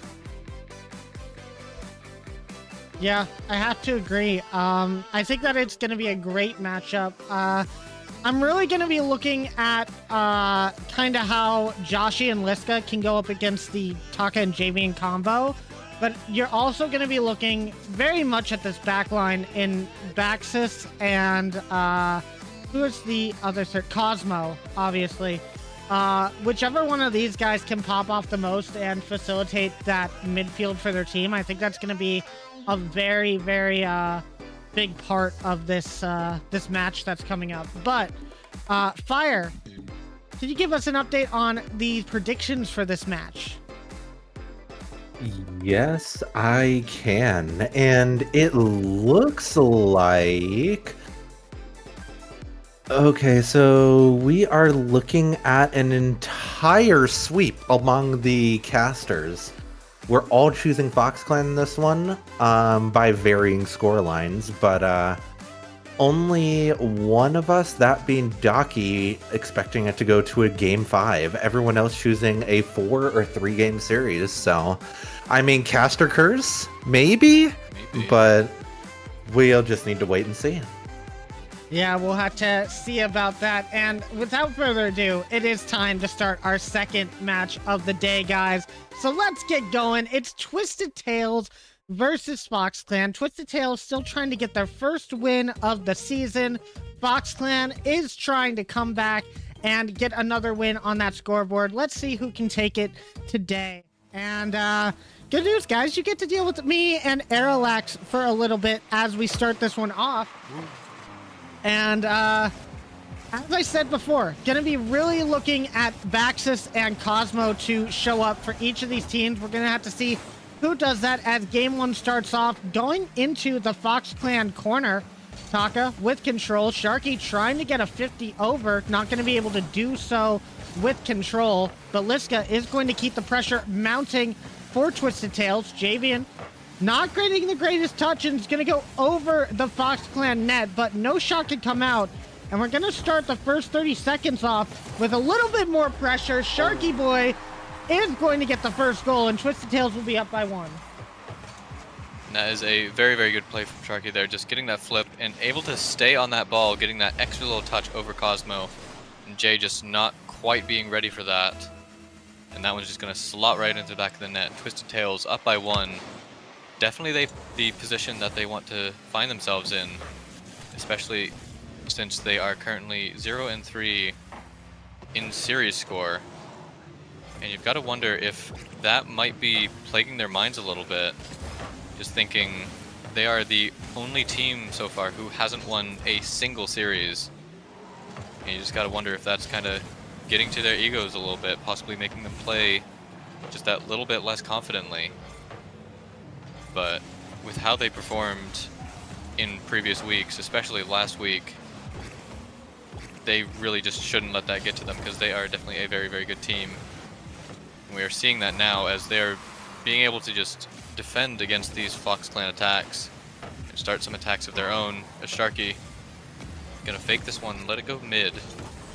Cosmo gonna try and turn this one around. Now Jay almost with the own goal. It's just going to be out. That's going to be very, very dangerous for Fox Clan though, as Sharky trying to turn this one around, gets it under Javian. A 50 with Taka is just gonna go all the way out to Baxis. Now this is a little bit dangerous for Liska. Has to pop it up. It's going to be very dangerous here, but Baxis going to be able to put that one away. And with 3 minutes left, Twisted Tails does have the lead, but it still feels like it's just a completely even game here. Now Javian with possession over to Taka, looking for the shot, not going to be able to find it. Cosmo trying to keep this midfield. Javian not having an open lane to shoot. And Liska will put this over to the side. Now Liska getting a little bit in front of that ball. Cosmo is going to be able to clear it off, and Baxis not able to get a touch. Just going to be Sharky and back. There's a beat, and Taka puts it straight down, but Liska will be there in time to get the save. Half the game remaining, and Twisted Tail still up by 1, looking for a second. But Sharky can't get the bump on Cosmo, and we'll get another clear. Now the pass to Taka.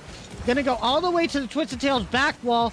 Gonna be cleared out by Joshi, and Liska has another opportunity, but can't get a touch on that ball. That one will have been very awkward for them to get a touch on. And Javian gonna have to clear this down. Taka once again, and shots ping-ponging back and forth between both of these teams, Aerolax. And it looks like Twisted Tails might find one, but it's gonna be off. Another shot coming through. Javian gets a shot, and it might be what it needs, but Javian's gonna be off the post. And Twisted Tails keep the 1-goal lead. Oh, that is so unfortunate for Fox Clan. That was their opportunity to tie up this game. But Javian just putting it ever so slightly too high. And now Twisted Tails starting to get some pressure of their own. Just that is so unfortunate for Fox Clan, but they just have to just kind of figure out what went wrong and just try again, really. But again, that is just so unfortunate. Sharky gonna try and take a shot. But Taka just gonna be able to save that one away. And it's looking very dangerous here. Taka gets it over. A little bit of a bump. What happened here? Taka gonna be able to slot this one through, but I'm not entirely sure what happened here. And so a bump from Javian. I see how it worked. The defense thought that there was going to be another touch on the ball, went for the challenge, but Javian bumped Taka into it early, allowing for a different angle on the shot. And that's going to be the first goal for Fox Clan. And that's going to be really great. But Sharky almost immediately taking the goal back. And once again, Twisted Tails up by 1. That is a really, really good shot as well. Just putting it right over. Jay just almost reaching up for that, but just isn't quite able to make it. And Twisted Tails starting to find a bit of a resurgence here, it looks like. As they're now 2-1 with 1 minute left, possibly 2, no. Jay gonna be able to save this one away. Twisted Tails looking to try and just give themselves a great start in this series, but Jay trying to cut that off. Sharky gonna pop this one downfield. Now Liska just popping this one up, and I'm seeing not much pressure from FoxClan here. They're not really challenging as many balls as they really should be. They're giving Twisted Tails just that little bit extra time to just really process what's going on, which is making it a lot easier on them, as Sharky gonna get a good save here. Now Taka just gonna take this one slow, pops it over 1. Sharky's gonna nearly get faked there. Jay going to put that one through. Bax is not going to be there, and FoxClan with 17 seconds left has tied up the game. And it looks like overtime might be looming, and unfortunately, just no momentum on the defense there to get that save. Now off the kickoff, we're going to have to see where this leads. Looks like FoxClan going to take control. Cosmo looking confident off the ceiling, not able to get to that touch in time. Looks like overtime might be looming. Javian, oh my goodness. A little bit of a misflip there, and that is going to lead to an OT unless this goes in the back of the net. Taka, we'll have that cleared to the side, but we have OT, but that was so close to a FoxClan victory. That was indeed so very close, and that would have been very crucial for them, as Twisted Tails has had the lead this entire game. But now, going tied into overtime, Taka gonna pop this one off the backboard, and Jay is going to just be there to slot that one in the back of the net, and FoxClan just taking back that shot that they should have had in regulation. Just a very, very good shot. You just put that one in, and FoxClan has won game 1. And I will say, going into this series, FoxClan has not lost an overtime yet. And it's looking like they know what they're doing. I forgot to change the overlay here, so you can see Fire a little bit muted. But don't worry about that, guys, because we'll have that fixed for the next one. But as I was saying, like, FoxClan has not lost an OT just yet, and it doesn't look like they're on any track to do so now. Yeah, absolutely. And that was a very, very good just showcase from them overall, because Twisted Tails was really putting it to them there, honestly. But FoxClan just able to eke out right at the end there with that overtime goal. A very good overtime goal, might I say. But Twisted Tails definitely looking very, very good in this series. And I'm sure if they can just figure out just those tiny little mistakes, then it's going to definitely be a very, very close series. Yeah, it definitely looks like it's going to be close. For Twisted Tails, just a couple of small mistakes leading to some of those goals. And that first goal from FoxClan was a bit of a lucky one, if I have to say so myself. So we'll have to see what Twisted Tails can do as we get into game number 2.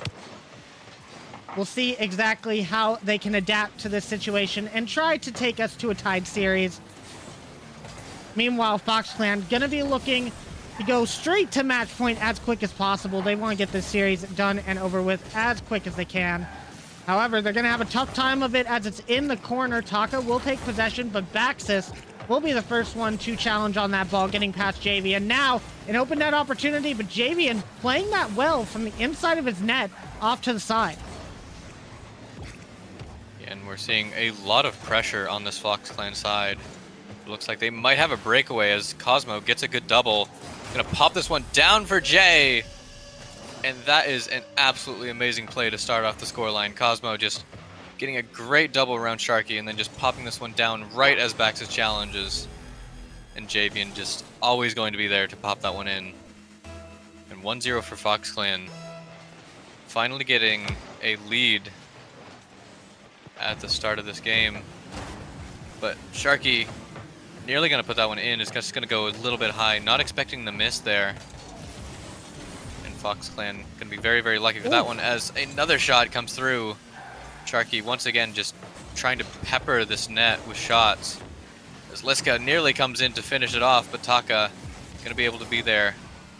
A good flick over to Baxis has to get a good touch, but it's not the greatest touch. Taka tries to pass it, but Jay just gonna get demoed.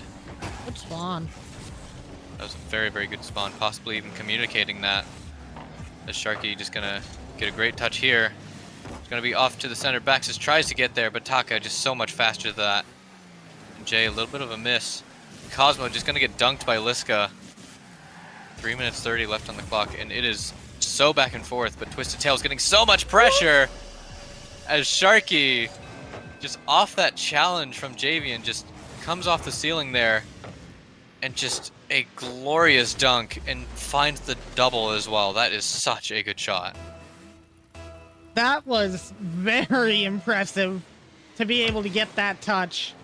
And my goodness, what a move there from Sharky to tie this one up. If they can keep shooting like that, then they can definitely bring this series back to a tied game. Now Cosmo and Javian getting a little tied up on the back wall, and Sharky taking advantage once again. 2-1 to Twisted Tails here. And you saw that just doink from Sharky, just popping that one into a very dangerous place for Fox Clan. And then just a double commit on the defensive line was just the nail in the coffin to put that one in. Now Twisted Tails up by 1 once again. We're gonna have to see if they can keep it as Jay gonna pop this one over the goal. Taka doing so as well. Baxis not gonna get the touch, but it wasn't expected. Now Sharky gonna be able to turn this one around. Tries for the pinch, it goes the wrong way. That's just gonna allow Baxis to swoop in, try and get this one into a dangerous spot for Fox Clan. Cosmo not getting the touch there. Baxis gonna slam this one down. And Javian not getting the best touch there, but still dangerous for Fox Clan. As Taka going to get faked here. Sharky getting a demo here. It's going to be very dangerous, but no one from Twisted Tails is there for the shot. Sharky has to take a lighter shot on net, and Taka is just going to be able to save that one away very easily. That is so unfortunate for Twisted Tails. Just something that we've seen from them just time and time again. They're getting a lot of pressure, but then just aren't quite able to finish it off.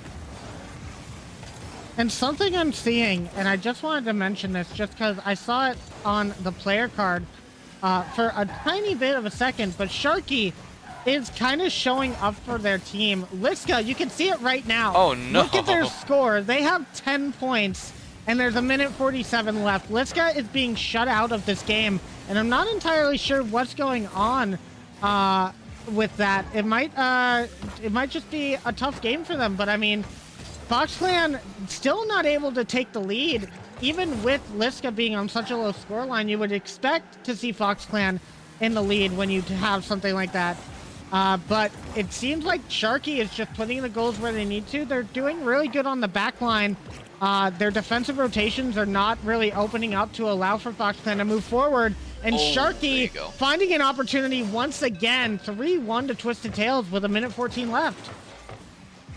Yeah, and you mentioned even though Liska is getting very, very little points in this game, Sharky is still just putting the team on his back and just carrying them to this victory, or at least this possible victory. 3-1 with 1:14 left.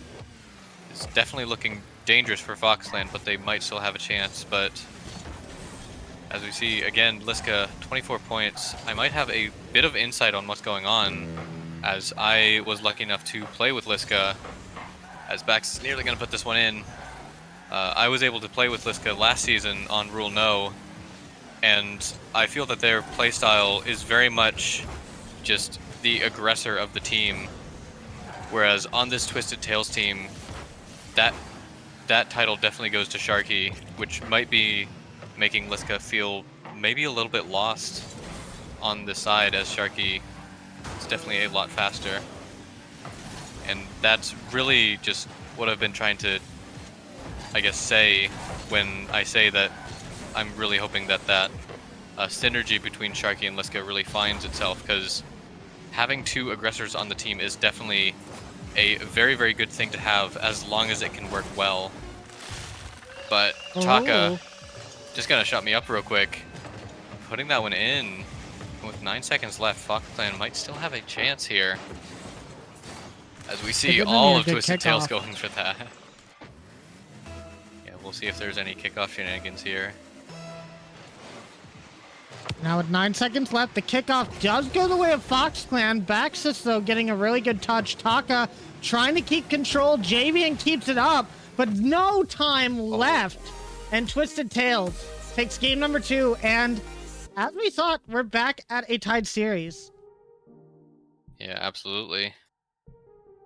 And yeah, just very, very good showing from Twisted Tails. But again, like, I really want to see that synergy happening because, yeah, as we we have Liska in the chat here saying they had 30 points for the entire match, which is definitely not something you want to be saying. But once again, even with 30 points, still took the win.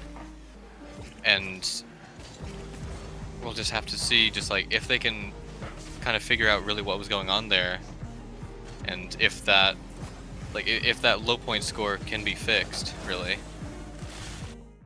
I think what we were seeing, and I saw it a few times during the game, was just a little bit of like preemptive reading of the ball. I think they were trying to read challenges more than where the ball was actually at, and it was causing them to have a couple more misses than they would like on the ball, especially when you're playing against Taka and Javian. They both like their fakes, and they both like to utilize those as much as possible. So you really have to watch out for those sort of non-touches and just make sure that you're reading the ball a little bit more accurately. We'll have to see if they can do that going into game number 3, all tied up here between Fox Clan and Twisted Tails for the second match of the day, which means we have a little bit of a best of 3 on our hands, potentially. We're going to have to see who takes this next game. Javian over to Taka, and that's going to be a quick first goal for Fox Clan. And the Javian and Taka combo continues to power through. And that was such a good one as well. Javian just getting that musty over to Taka in the midfield and then just popping that top corner. Absolutely glorious play over there. Now Twisted Tail is going to try and answer immediately. Liska just going to pop the one right over there. Right over that net there. Javian gonna try and get a challenge. Cosmo has to put this one into a safe space into the corner. Tries for the pinch, isn't quite able to get it, and now Sharky on the ball. Javian knowing that he has to challenge that one quick. Nearly getting the touch there, but Liska just gonna be able to turn this one around. Cosmo not quite getting the touch, has to get a crucial touch over to the other side. Nearly getting dunked by Sharky. We're seeing Baxis over to Liska, but Javian just going to cut that one off. Tries for a little bit of a play here, but it's just going to go over to Sharky, who gets a massive clear over to the corner. Cosmo getting bumped on the ball there. Javian trying to get this one mid, but just isn't quite able to. And we're seeing, once again, a lot of back and forth here as we get a demo on Sharky, but just no one from Fox Clan able to put that one in. Now Sharky gonna get a good save. Taka with the challenge. But once again, no one from Fox Clan there. I feel like this is something that's really plaguing all teams, is just getting a lot of pressure, but then just not quite having the confidence, I guess, to have a player there to finish off those plays. We're gonna have to see if Fox Clan can do that here as Jay, once again, putting it ever so slightly too high. And that's just been a problem that's just plaguing them so far. And Fox Clan are gonna have to try and figure that one out really quickly if they want to have a much better chance in this game. Now Taka into the midfield. Liska will be there to take that ball, but Cosmo is the first one up to that one. But unfortunately, he passes it straight to Sharky Boy, which is not what you want to do in that sort of situation. However, you can see there Liska jumping a little bit prematurely, going for the shot when the ball was just a little bit too high. But now Sharky, oh my goodness, Baxis is going to take the credit for that one, but Aerolex, look at that flick from Sharky right here. That is just That is absolutely nutty. Just being able to get that touch, and it was such a controlled flick as well. That was so very nice. But Twisted Tails now once again has tied this up. We're seeing a lot of time in this series where both teams are tied, just showing how close these teams are. And even though Twisted Tails once again is 0-3 in series, they are still a very good team, still able to keep it competitive, as that one nearly going in. Let's getting the challenge there. Cosmo has to clear this one out. Jay getting a crucial touch over the two attackers. Taka opting not to touch this one. Sharky possibly expecting the touch and just wasn't quite ready for the fake. This one very dangerous here, as that one's just gonna get popped over, and the dunk as well, but it's just gonna be set out wide. Liska with a glorious save, able to keep this game tied. A minute 30 left on the clock as of now. Both teams vying for this golden goal opportunity, which might just happen right here. Oh, Javian no. just gets a really nice pop. And unfortunately, Baxis is a little bit too far forward, and I believe so is Liska, so no one able to get back to this ball in time. Kind of a throwaway goal for Fox Clan, but we've seen Twisted Tails multiple times now be able to tie up the game from being at a deficit. So you're gonna have to play this one really carefully, as Liska gets a shot on net, and Sharky, as I say it, immediately gets a second goal, and once again we're tied. Yeah, once again we're tied. Just so much back and forth from both of these teams. It is honestly insane to watch this.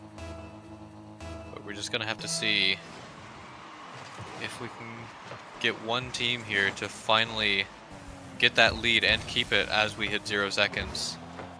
With a minute left, as you said before 2 more goals were scored, we're starting to get into that golden goal territory.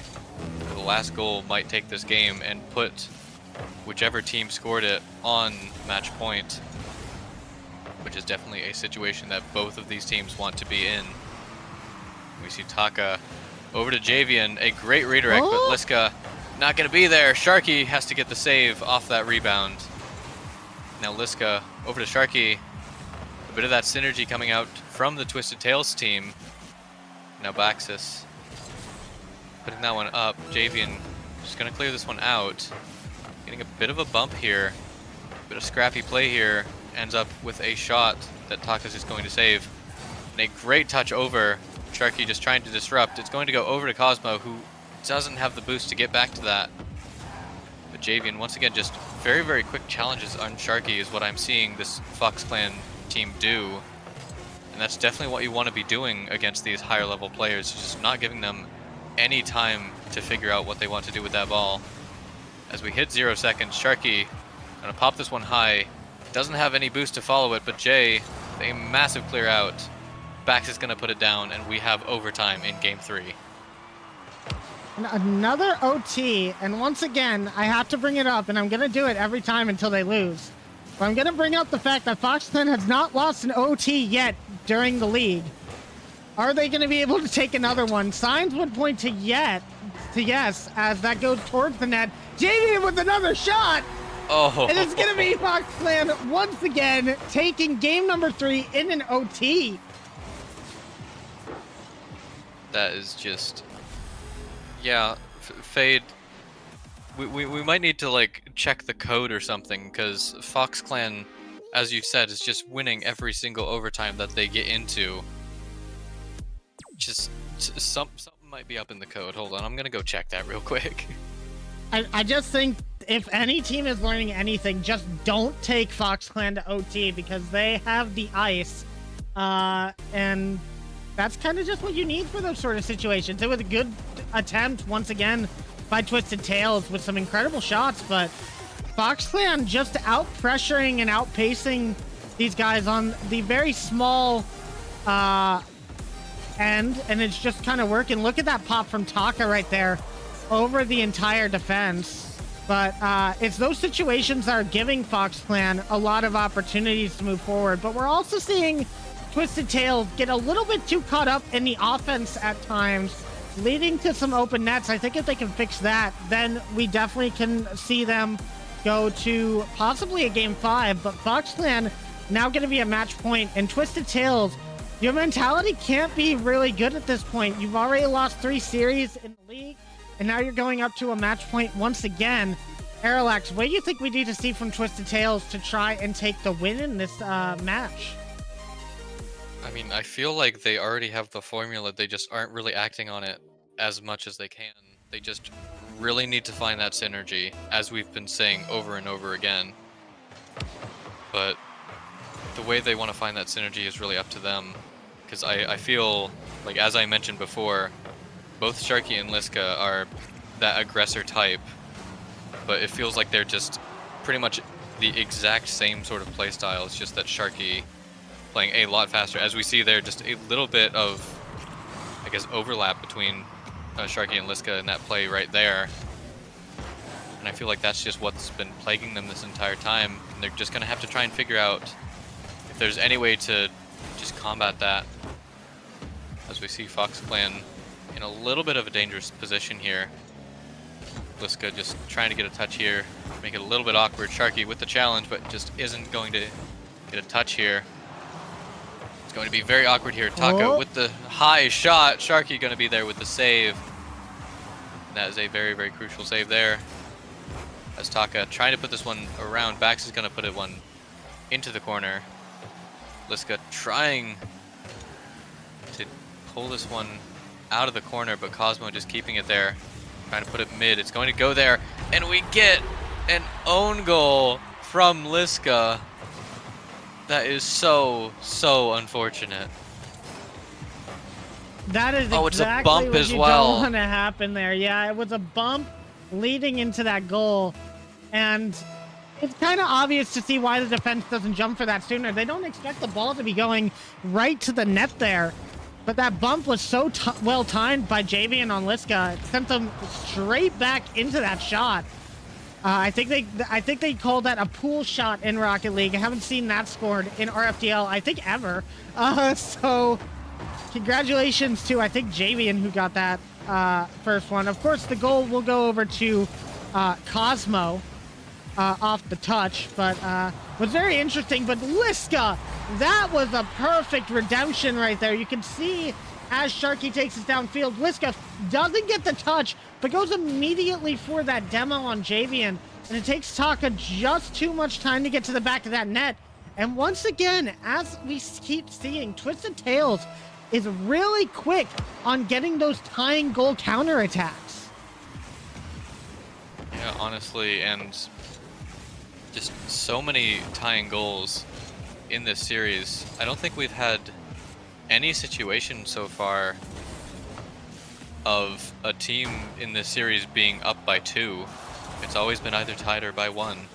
Just showing once again how close these teams are, but we're gonna have to see if either team can get the advantage, as Baxis gonna get a good save here. Cosmo just popping this one downfield. Sharky has to get a good touch. And a bump on Javian as well is going to disrupt that Fox Clan attack just a little bit, but not enough, as Cosmo is going to finish that one off. But Taka just able to just dunk Sharky Boy here with a glorious touch just right off that corner and able to put that one in. And that was really good from Cosmo to be in the area, and he's actually been doing so much more in this game number 4 for his team right now. He's been getting some really good 50s in the midfield, giving Fox Clan these opportunities on net. However, gonna have to be careful with misses like that, especially when we know how fast Twisted Tails likes to bring the game back to a tied one. Now Sharky going to have a tiny touch on that one, leading back to the corner. A bit of an overcommit on the offense for Fox Clan, allowing Twisted Tails to push here, but Javian is going to be able to get the good touch over to the side. And they will be clear from any pressure for now. Now, Taka looking for the shot. Not going to be able to find it against Sharky Boy. Cosmo trying to pass back to a teammate. Baxis is up in the air, but Cosmo just going to take one more touch back towards their teammates, and Sharky going to have to clear this out of his own corner. A minute 40 on the clock, and it looks like a tied game might be coming, but Cosmo once again with an excellent touch to keep that one out of the net. Yeah, and that is indeed an excellent touch as Sharky nearly going to put another one on. Liska trying to follow it. It isn't going to be there. Baxis tries to put it low. And we're seeing so many shots on this Fox Clan net, but just none of them able to get through. Sharky Oh my goodness. putting that one high. Baxis, oh my goodness. Stop. Finally. Finally, Sharky going to put that one in after what was probably like 6 or 7 shots on that net. Fox Clan holding in so well, but just, oh my goodness. When you shoot that many times on net, one is eventually going to go in. And as Aerolak said, stop. The final goal goes in. Luckily for Twisted Tails, they are tied once again with a minute 3 left on the clock. They're going to have to try and find one more, though, if we want to take this to a game 5. Now Javian going to be off of his own corner. This is going to be in front of the net. Sharky's the first one to the ball, and Twisted Tails gets that 3rd goal that they need. And that is definitely what they need, as having Fox Clan on match point, that is definitely a very, very terrifying position to be in. But Twisted Tails, with a minute left, now just needs to hold on to this 1-goal lead, and they will be able to force a game 5. And we're going to have to see how they can do that, as Taka going to get bumped here. Sharky just going to put this one over to the corner, trying to beat out Cosmo, and is going to! And finally, the first 2-goal lead of this entire series is going to go to Twisted Tails in probably the most crucial time that they could possibly get it. And that was so unfortunate for Cosmo, just not in the right position to get that save. And when you have an SSL shooting on you, you got to make sure that you're up for that. Now, unfortunately, Cosmo getting dunked right there by Baxis, and Javian is going to have the ball here. Maybe he can find a late game goal to try and find the tied game once again. As we said, the one thing that we know about Fox Clan is not to take them to an OT so far. Now Taka is going to have a chance, but with time clicking down on this clock, they're gonna need to go really fast. Taka might find a 3rd goal. Liska misflips, and Javian will be able to get this 3rd goal. Will we find a tied game? We might be able to, as we have seen in the past that teams are able to come back even with just 5 seconds on the clock. Fox Clan having double that time now. With just 11 seconds left, they're going to have to try and figure something out, and they get a very favorable kickoff. Twisted Tails immediately under pressure. Liska trying to put this one around. Taka going to be up, doesn't get the touch. Sharky just going to clear this one out. Cosmo trying, but Liska with a glorious shot to finish off. Twisted Tails now up by 2. And I believe, if we are doing it, I'm not entirely sure, but that would give Twisted Tails the server choice going into Game 5, which is extremely crucial for this team. And unfortunately, having an EU player and West player means no server choices That is fair. will be found. We are all NA East, but we are going to Champions Field for the first time today, and I'm so excited to see where this one is gonna go. And I didn't want to say it, but I am going to say it. I wanted to shout out really quick. We got some interesting people here in the chat. I hope everybody's enjoying themselves. But let's go ahead and look at the replays from this game number 4 as Twisted Tails does come back, and Sharky and Liska actually showing up pretty hard in this game to try and drag their team to a game number 5.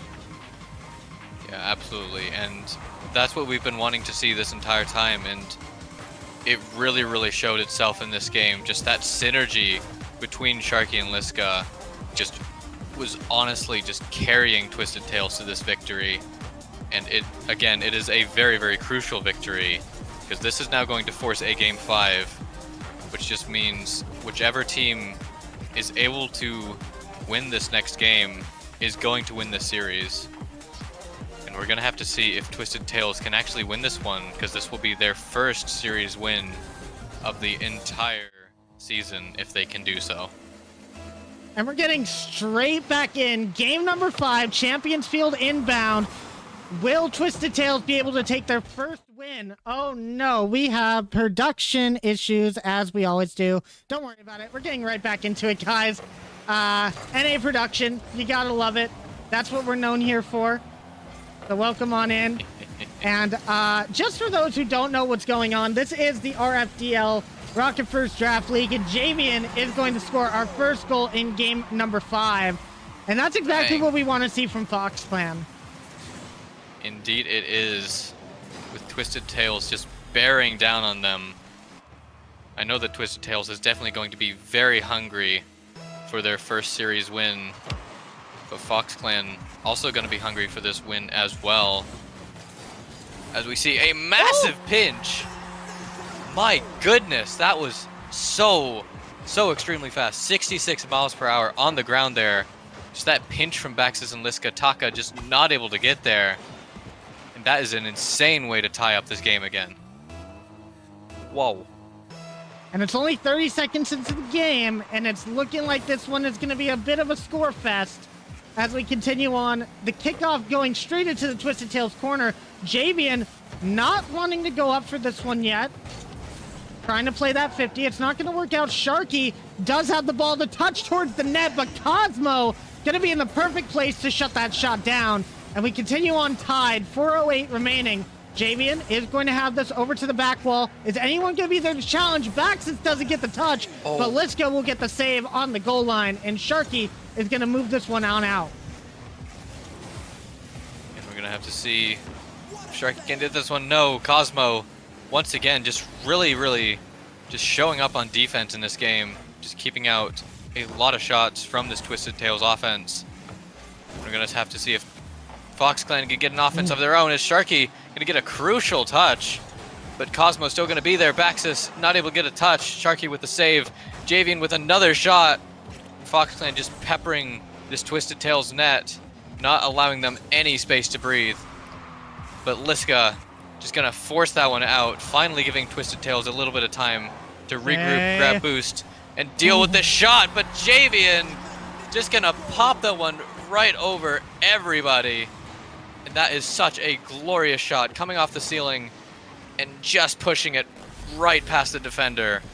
And that is a glorious way to put your team right back up into the lead. And Fox Clan looking like the favorites to win this match, but as we've seen all this entire Game 5 series, Twisted Tails knows how to come back from a deficit. And I'd expect them to again. Now Sharky having to get this save off of their back wall, does so, and gets a nice second touch. That's going to take Cosmo a little bit off of the play. Liska being a little bit confused on this back wall, going to need to get this out, and does so. Javian is going to get the 50, but it's not going to go anywhere really great for Fox Clan, so Taka is going to have to take control. Pass up to Javian. Liska going to be going up to challenge, not finding anything on that ball. And Taka is going to have this over to the side. Sharky now in an awkward position, but as an SSL, we expect him to be able to clear it. It's in front of the net, though, but no one there on the Fox Clan offense to take possession and put the shot on net. And that's exactly what we've been seeing just this entire series from, honestly, both teams. Getting so much pressure, but then just not able to quite finish it. And honestly, can't really blame them, because in this Game 5 situation, you don't want to commit all of your players, or else it's just going to be a massive counterattack to the other side. And we're coming down to the point where every single goal is crucial. As Sharky going to try to put this one around Javian. Javian just getting a good block, but Baxis trying to put this one through. Liska with the 50. Sharky going to try and catch this one, putting it over to Baxis. Baxis just turning a little bit too wide. Sharky just going to immediately get challenged by Javian. Once again, not allowing Sharky any space to set anything up. Now Baxis with the play, gets it around one, but Cosmo going to be there once again for the save. Javian trying to get the touch. Oh, no. Sharky a little bit awkward, but Liska going to be there. With a minute 20 left on the clock, Fox Clan looking to take this one in regulation, as another shot going to go up high. But Sharky going to try and tie this one up here. Baxis just trying desperately to push this one through. A backflip from Liska. That's going to be very, very dangerous for Sharky here. Taka putting that one over. Javian with a crucial touch, keeping it in the danger zone for Twisted Tails. Now Baxis having a little bit of time here, but Taka just going to cut that off immediately. Sharky with an awkward touch. Jay not able to get the touch here. And with 40 seconds left, once again Fox Clan looking to just keep this one goal lead. But Twisted Tail is just going to be fighting tooth and nail to keep themselves in this series. Baxis gonna be off the back wall. Sharky not gonna have a good angle on this. Liska almost gets the touch, but we're seeing a few whiffs coming out from Liska in this crucial game 5. I'm wondering if nerves might be affecting them a little bit going into this one. However, Sharky seems to have a 1v1 opportunity, a perfect flick, and with 14 seconds left, Sharky Boy is going to tie up the game. However, we're approaching OT once again, and what is the rule that we have given for Fox Clan, Aerolax? The rule we have given for Fox Clan is that they do not lose in overtime, and we're gonna have to see if Twisted Tails can get this in regulation, or otherwise history says that Fox Clan is going to win this. Oh, the as shot! Javian gonna get a great pop, save. but Sharky with a great save. It's still going to be up. Taka down to Javian. It's going to be up, but Liska going to put that away, and Baxis keeps it away from the net. We have overtime once again. We're going to have to see if Fox Clan can keep up their streak of winning every single overtime they're in, or if Twisted Tails can break that curse. Not only that overtime curse from Fox Clan, but also their 0-3 series score curse. It all comes down to one goal. If they can get this one goal, they will finally have it. But a massive pinch, and that one's just gonna be in. All the way across the field, Javian and Cosmo with a massive pinch to finish off this game. And Fox Clan once again just keeping up that streak of never losing a single overtime. What a series that was. And Fox Clan showing once again that they have the ice, and as I said, they don't lose OTs. Unfortunately for Twisted Tails, I think there was just a little bit of extra movement, a bit of an overcommit on the offense. And how do you expect that pinch to come out? What are you supposed to do? Like, you guys played your hearts don't. out, and I mean, congratulations to Fox Clan on winning that one, but Twisted Tails, you might be 0-4 on the league right now, but you're showing so much promise. You've gone to game 5 against most of the teams you've played against. Like, there's definite opportunity here. We just need to see them push that final puzzle piece into place. And I'm just expecting to see it happen real soon. Honestly, I am as well, because especially, I believe it was in game 4, we were just seeing so much synergy from Sharky and Liska. And I feel that if this team is able to just figure out that synergy, they are going to be a force to be reckoned with for sure. Yeah, I have to agree there. And I mean, my goodness, I see the opportunities, but I gotta say, Liska had 30 points in game 2. Like, I don't know what to say. Yeah. Oh, NA production, guys, you know what we're here for. Fade, why are you breaking things? I'm breaking things, my bad. I always forget that, I just gotta see a little bit more. I gotta see a little bit more from Twisted Tails before I'm totally set on them, but I think that they have promise, and that's the important thing, because it's a long season. They're gonna have so much time to work on it, but going into this next week, I would not doubt that we see some sort of roster shenanigans happening with them. But without further ado, guys, that's our second match of the day. We've got one more for you to finish off the day. And after this little intermission, we're going to get straight to it. So stick around. Up next is going to be Black Bunny Gaming versus Claude 9 to end out the day. You're not going to want to miss it, so stay tuned.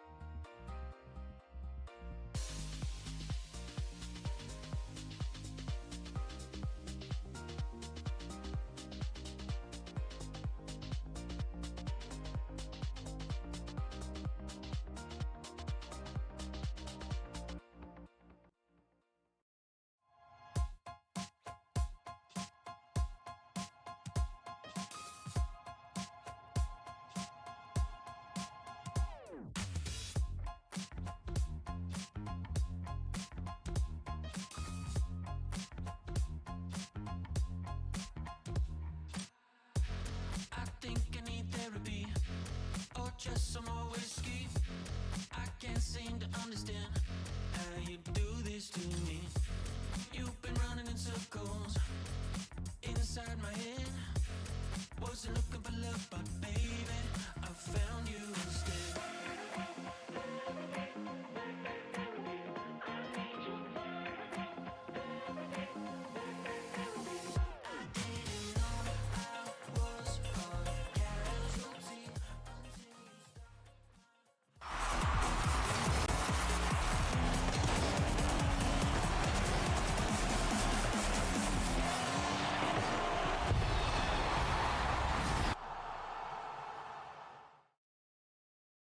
Hello, everybody. Where am I? Why can't you see me? I'm right here. There we Why are. are you breaking little, things? Little disappearing act. You know how we do here.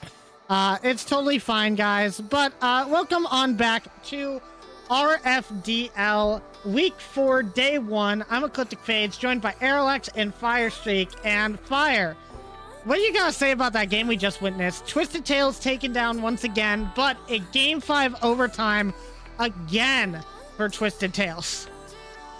I mean, huge series. Both teams played really well, and Twisted Tails, nothing to be ashamed about there. Y'all played really well, and I mean, I know I've been saying it for a few weeks now, but Twisted Tails, I feel like they might have a good week coming up this next week, and I think they're going to pull through really soon. So, well played to both teams, but GG's to Fox Clan on pulling through and getting that win. Yeah, absolutely. That was such a close series overall, and really unfortunate that Twisted Tails couldn't get their first series win, but geez, just really well played from both teams. Yeah, I have to agree. I think that was that could have went either way at the end. Unfortunately for Twisted Tails, it is going to end in another loss, and we're going to have to see what they come up with, if they want to continue on with the roster, if they want to keep going with that, or if they want to make some sort of roster move coming up. But we're going to find that out here in the coming week. For now, we've got one more match to end the day, guys, and it's going to be a good one. It's Black Money Gaming versus Cloud9, and I always say it, but I think I have a little bit of bias on this one. I mean, Fade, naturally you are, but that's why we got me and Airlax here, to make sure everything stays nice and unbiased for you. But I mean, two very good teams here. I think both these teams are going to put on a good show today, and I think we might get a situation where it helps out my 2-2 across the board storyline. Hopefully. We'll see, fingers crossed. But yeah. I think we're going to need to see if Black Bunny is able to regain from a little bit of a unfortunate turnout for their game last week, and see if they're able to rebound. Yeah, we shall have to see, but either way, GG's on that. But now we're going to get into the final series of today, which I'm prepared, trust me, hold on. I don't think you're They'd help prepared. me here. Well, I'm not prepared. Let's get on into talking about the match. Let's talk about our first team stepping up for this match. It's going to be Black Bunny Gaming. Now, you guys might have seen that Sam has been moved to a different roster, which means that there is a sub coming in.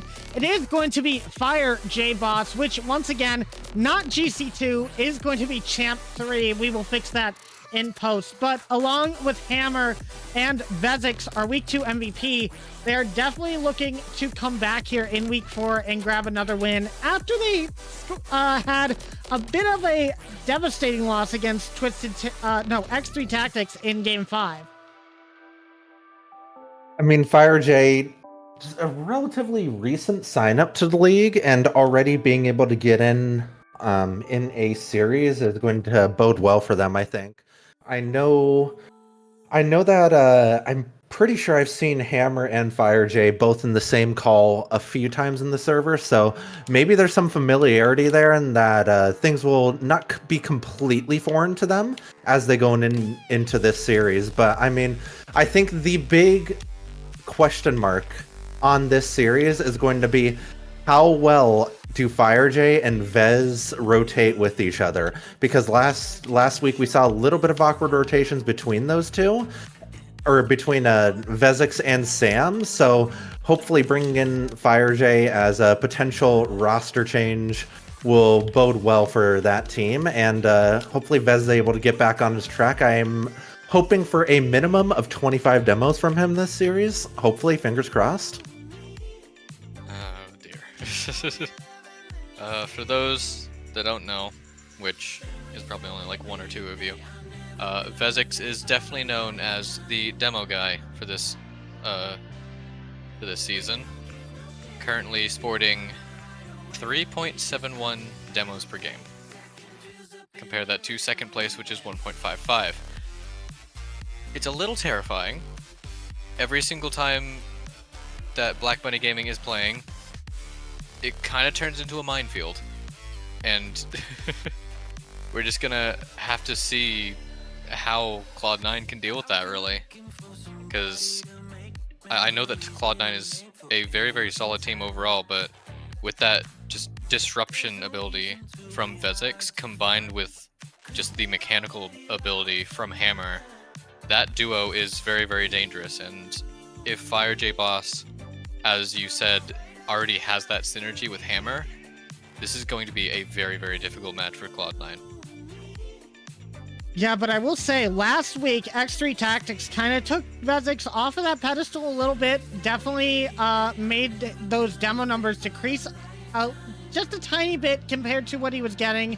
He was getting 19 demos per series in week number 2, brought down to only 11 in week number 3. So if Cloud9 has done their research, they might be able to try to avoid those demos, and if they can keep the demos low, maybe they can find the upset here. But let's talk about Cloud9 a little bit, featuring yours truly here on the cast, Ecliptic Fades, down in the bottom. I'm managing that team. Who's that along guy? with Voltic and Factual Data, a new member added just last week, and Factual already showing up top 5 in saves per game. We're going to have to see if he can continue on that performance, but this is going to be a very hard match for Cloud9, especially after their defeat against BDS last week. I mean, the Voltac show returned last week. He was playing really well. And I mean, Factual Data, that's my teammate from last season, guys. Factual Data, absolutely stellar, especially on that defensive front. And Fade, a pretty solid player himself, at least when he's not, when he is able to see the right color and put the ball in the opponent's net rather than his own, which he has been doing a lot better at this season. But I think the real question from this team is, are we going to get a Fade's own goal this game? Oh my god, And let's I'm not. hoping. Uh, I mean, That would be I got so the nice. faith. I got the faith. I think Cloud9 is going to have a good showing. So, yeah, it should be a good matchup. I don't agree with And- this sort of propaganda. It's not propaganda, it's truth. But yeah, as you were saying, Fire, like, that is your teammate from last season, and Factual, very, very solid player overall. I'm honestly kind of surprised they're not GC yet, but I'm sure it'll happen in time. All right, a couple of questions before we get this started. Obviously, we're going to go through predictions, but I want to know from Arrow and Fire, what are you looking for both of these teams? They both suffered losses last week. What do you need to see from both these teams to be able to bounce back? So from that Black Bunny squad, I'm going to be looking squarely at the chemistry between Fire J-Boss and Vezix, because that chemistry just wasn't there with Vezix and Sam, and it looks like Hammer's opting to potentially find somebody to fill in for Sam rather than the lower ranked player in Vezix. So I think if that chemistry is going to be there, they're going to be right back to the way they were in week 2 and in week 1, where they were looking pretty strong against multiple opponents. But For the Cloud9 side, I'm going to be trying to see how is the less experienced team, like Factual Data, being a relatively new addition on the team, how is that going to affect their rotations? How is that going to affect their chemistry? And I mean, I think Factual will work in well with those rotations on that Cloud9 roster. However, we just got to wait and see. I mean, I don't have anything else to add to that. Well, I think that those are some very valid points. What are the predictions for this coming matchup? So the predictions, I think if I remember right, were a split decision. Yes, it was a split decision. Both Airlax and Docky choosing Black Bunny in 4 and 5 games respectively, and me being the Cloud9 believer, choosing Cloud9 to win in a 5-game series. Hopefully we get another good one here. Yeah, that's right. But we can only do so much. We gotta let the players play and see how the game ends up. But without further ado, guys, the prediction is done. The casters have put in their thoughts, and I think it's time, everyone, to get this final game going. So without further ado, it's time for our final match of the day. It's going to be Black Bunny Gaming versus Cloud9, both suffering defeats last week, and they both want to come back strong in this week number 4. Who's going to go 2-2 on the week, or will Black Bunny get better? Take it away, guys. And as we see the kickoff ring out, should be a really good matchup coming up here. And I mean, we're seeing some early pressure from Cloud9 already. Black Bunny kind of on the back foot here. Voltac trying to pass it forward. Factual trying to fill in, a little bit slow to that. Fades is going to fill in that hole. Factual playing it forward.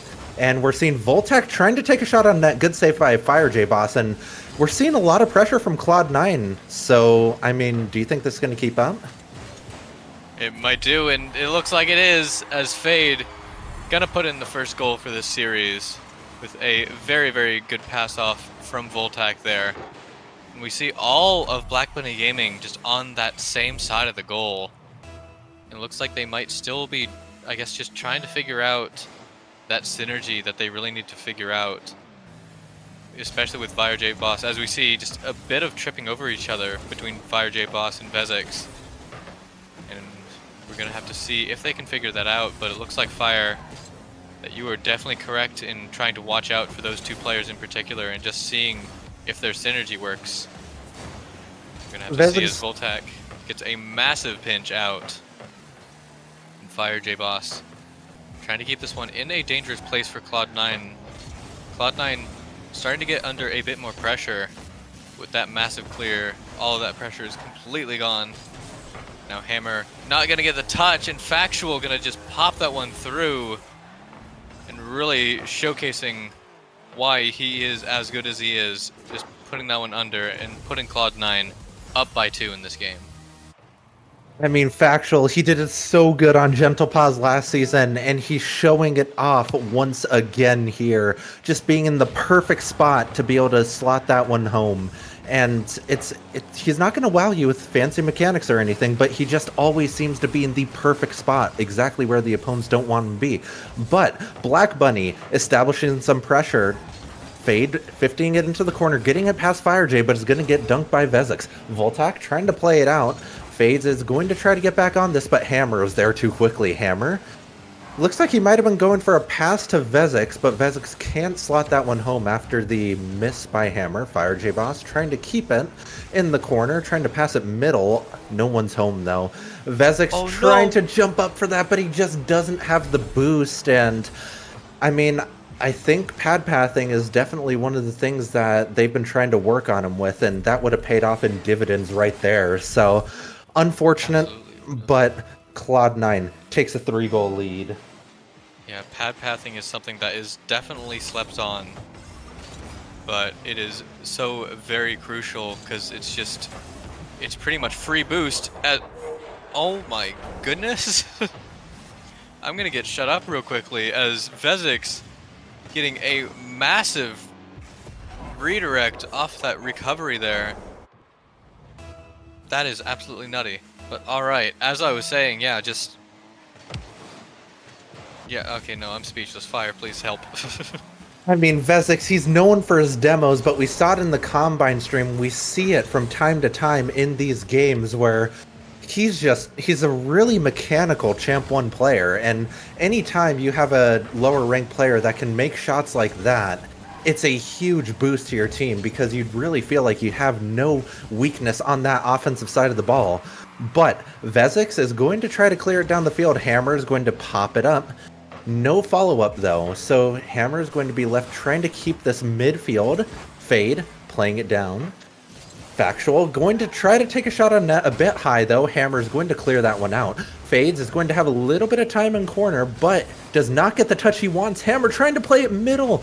Unable to get the touch he wants, though. Fire, trying to get a ball on net, but we're seeing lots of pressure from Black Bunny, which is very good to see because that's something they weren't doing as well last year, and Vezix is going to put yet another goal home. And I mean, 2 goals this early on? Are we seeing the same Vezix we saw in week 2? Honestly, I'm not really sure, but either way, Black Bunny Gaming really starting to make a comeback in this game. Cloud9 was starting to look like they were just running away with it. Now 2 minutes left and it's only a 1-goal game. I'm gonna have to see if Black Bunny Gaming can find that 3rd goal and tie up this game.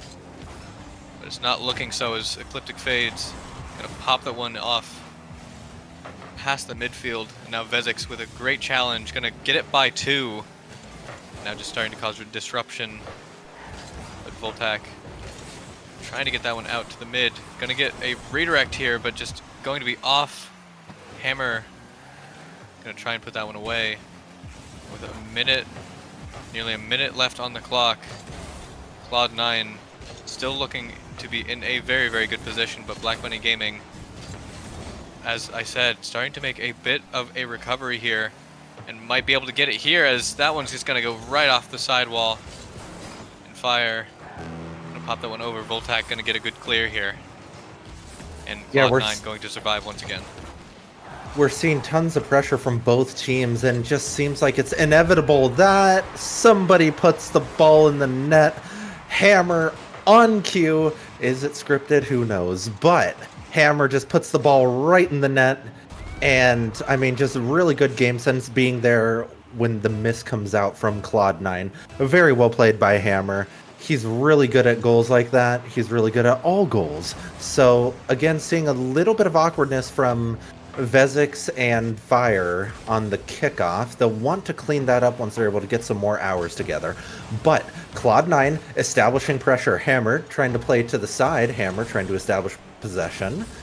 It looks like the ball's going to pop off him a bit. Factual gets a bit awkward on the challenge, though. Hammer with control, making the ground play. Hammer says hello in this series. Great ground play by him to give Black Bunny a 1-goal lead late in the game. And that is an absolutely glorious play as well, just popping that over the last defender and putting Black Bunny Gaming up by 1. Very, very different to what we saw at the start of this game with Cloud9 being up 3, but then Black Bunny Gaming just answering back with 4 of their own. And with just a couple seconds left, Cloud9 gonna have to try and find something, and they're gonna do exactly that as Voltac gonna just slam one into the back of the net off this pass from Fade. I mean, the team plays are ringing out so well right now from both teams. We see Hammer passing it over to Vezix so Vezix can redirect it. We see the same thing with Fade and Voltac right there. It's always good to see teams clicking and firing on all cylinders. Looks like Black Bunny is going to have the early possession after kickoff, but they're unable to hold it. A bit passive right there. Hammer is going to keep the ball alive. It looks like Cloud9 is going to try to drop it, though, and that's going to bring us to a Game 1 overtime in the last series of the day for Day 1 of Week 4. Voltac is going to try to get a shot on net. Fire J-Boss is going to clear that to the side. Fade is going to maintain pressure. Vezix is going to keep that in the corner, though. He's going to try to get it along wall, unable to do so, though. Hammer is going to get it over Voltac. Fade is going to pinch it middle. Hammer is going to try to control this, is able to avoid the 50.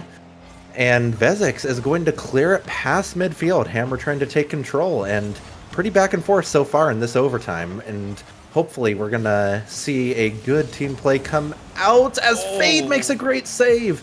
I mean, we're seeing tons of pressure from both sides, and what's going to be needed to crack the defense on these teams? Honestly, it's just going to be just that increased pressure from either of these teams that's finally going to make the defense crack, but we're going to have to see which one can do it more, as Fire J-Boss going to try and put it on, but Ecliptic fades. Just going to put that one off to the corner. Cloud9 surviving a very, very dangerous position there as Voltac boost gets stolen, and Hammer going to be up for that, but a double commit. Voltac has to put that one over to the side just to make sure it's safe for his teammates. Now Fade popping that one up. Hammer going to get a massive clear on this one. Vezic's going to be following this. And just isn't able to get the touch there, but Fire going to be there to try and put that one on target. Fade going to put this one over to the corner. With a minute 30 into overtime, both teams just eager to get that goal and put them up by one. But Hammer getting a save there. Voltac going to put this one off to the corner. We're going to have to see which team can get this goal to put them up in the lead. But we're seeing just so much back and forth pressure from either team, and I cannot tell which team is going to get it. Whenever you get into these overtime situations, both teams are going to be hesitant to overcommit. We see a demo ring out, which have been surprisingly few of those coming into this series, because usually we're used to seeing Vezix get tons of demos, but I haven't seen too many of them from him so far. But Cloud9 trying to establish pressure. Hammer is going to try to clear that out. Factual is going to shut that down. Hammer clearing it to the side. Fade trying to get it mid. It's going to bounce mid. No one home though. Vezix trying to get a shot on net. A bit soft though. Fire is going to try to get a save on the back line. No. That's a bit awkward, and Voltac is going to slam that one home. The ball bouncing awkwardly in front of the Black Bunny net, and Voltac is going to be there for that 10 out of 10 times. Great play by Cloud9. And that is so unfortunate on that back line. Just Fire J-Boss just missing that backboard clear, and that just put just the entire rest of the team in an awkward position, and they just could not recover. But either way, that was so very well played from both teams, and we're gonna have to figure out, just going into the next game, if Cloud9 can keep up that momentum, or if Black Bunny Gaming is able to adapt, because we have seen them adapt very well before, but with this new roster, that might not be an option. Very much not. It's anytime you make roster changes, it can cause a little bit of awkwardness in those rotations, and I'm seeing a couple of repeat patterns on that Black Bunny side where they're just slightly awkward on their rotations, where potentially they're all stacked on top of each other and not really taking as much control of the field as they possibly could. We'd like to see one of those players stay on that back side so they can cover those clears that end up going across the net and maybe capitalizing on some goals. But we'll need to see, because their offense has already looked so lethal, and if they're able to make it even more lethal, that's going to be scary for any team, Cloud9 included in that. Yeah, absolutely. As we get into game 2 here, Cloud9 looking to put themselves on triple match point, while Black Bunny Gaming looking to just tie up this series, as Hammer nearly getting under Fade, isn't quite able to. Now Fire just going to kill that one. It's going to allow Voltac to put a bit of pressure on this Black Bunny Gaming side. We're going to want to see just more pressure overall from both of these teams, as we see Vezix getting the demos. We're going to have to see if that can work, and it is going to. Hammer, off that pass from Fire, is just going to slot that one into the top of the net. And if you're a Black Bunny Gaming fan, that is exactly what you're going to want to see. Vezix just causing all of the chaos and just allowing just the rest of his teammates to just pop off. I mean, anytime I see Vezix take the field and really find his element where he is demoing people like he does on that play, It makes me think back to those commercials where the Mayhem commercials from Allstate, because he is Mayhem. It's what he does. And we love to see it from him. Vezix is going to go for a redirect there, but is unable to make the touch on it. And once again, we see Black Bunny kind of stacking a little bit, which is going to allow Cloud9 to keep the pressure on. Hammer is going to try to clear to the corner. He's able to do so, and then able to follow up the clear from Fire. Hammer off of the ceiling is going to be a bit far off of that. Fire J Boss is going to take a shot on net. Well saved though. Vezix is going to try to get a 50 here, is able to get a 50 with Voltac. Hammer trying to get possession here, and anytime you see Hammer go up for a shot like that, you gotta hold your breath, because he can pull anything out at any time. Voltac is going to try to clear it away, and looks like possession is going to shift into Cloud9's favor as they try to establish some pressure. And pressure they will. This Black Bunny Gaming honestly just needs to keep this 1-goal lead, but Cloud9, definitely not a team to be slept on, is going to just be peppering that Black Bunny Gaming net. But Hammer just trying to use those mechs to try and just cause a bit of disruption of his own. Fire J Boss just popping it over everyone. Voltac has to get the save. And that was nearly a glorious play past the entirety of Cloud9. Black Bunny Gaming just going to try and keep up this pressure as Hammer just going to keep it into the corner here. Fire going to be up for this. Voltac not getting the touch. Factual has to clear this one out. A double commit from Cloud9 is going to be very dangerous if this can get turned around, and it does. Vezix with a great double here, but Factual is able to clear that out. And now great clear from Hammer is just going to go as far as Voltac, turning that one immediately around. And fade to the pass of Voltac. This isn't quite there, but Factual nearly getting there. And that one's going to be off, and Cloud9 gonna have to try and recover from that missed shot. And another one as well. Fade just right off that side and just isn't able to get the follow-up. And Cloud9 just gonna try and just figure out what happened there and just recover from those two misses. I mean, once again, we're just seeing a little bit of accuracy problems coming out from a strong team. We saw it earlier with Protogen Rebellion. Now we're seeing it a little bit with Cloud9. They're going to want to dial in those shots and be able to put them on target. But they are getting the right setups for it. They are keeping decent pressure, which is going to give them plenty of opportunities to be able to put one home. But we're seeing Black Bunny once again able to get some pressure. Hammer is getting a good shot on target, but Fade is going to clear that away. And Black Bunny getting these midfield passes, just getting so many opportunities on net. They're a relentless team, and it's good to see them being able to capitalize on their game plan. Vezix is going to control this into corner. Fade is going to try to cross that down the middle, but it's going to go too far across. Fire trying to get a shot on net, unable to get one. Hammer trying to strike one home. It's going to be saved, though. Fire keeping pressure. Fade is going to try to control this one out, but it's going to be a little bit awkward for him, but he is able to get the 54 a clear. Hammer, stuck in the defensive half here, is going to retreat into his own net. Vezix with an awkward flip there, but Hammer perfectly supports his teammate and is there for the save. We're seeing lots of ping-pong plays, and I mean, good flip reset by Voltac, but the possession just seems to be flipping back and forth and no one's able to capitalize.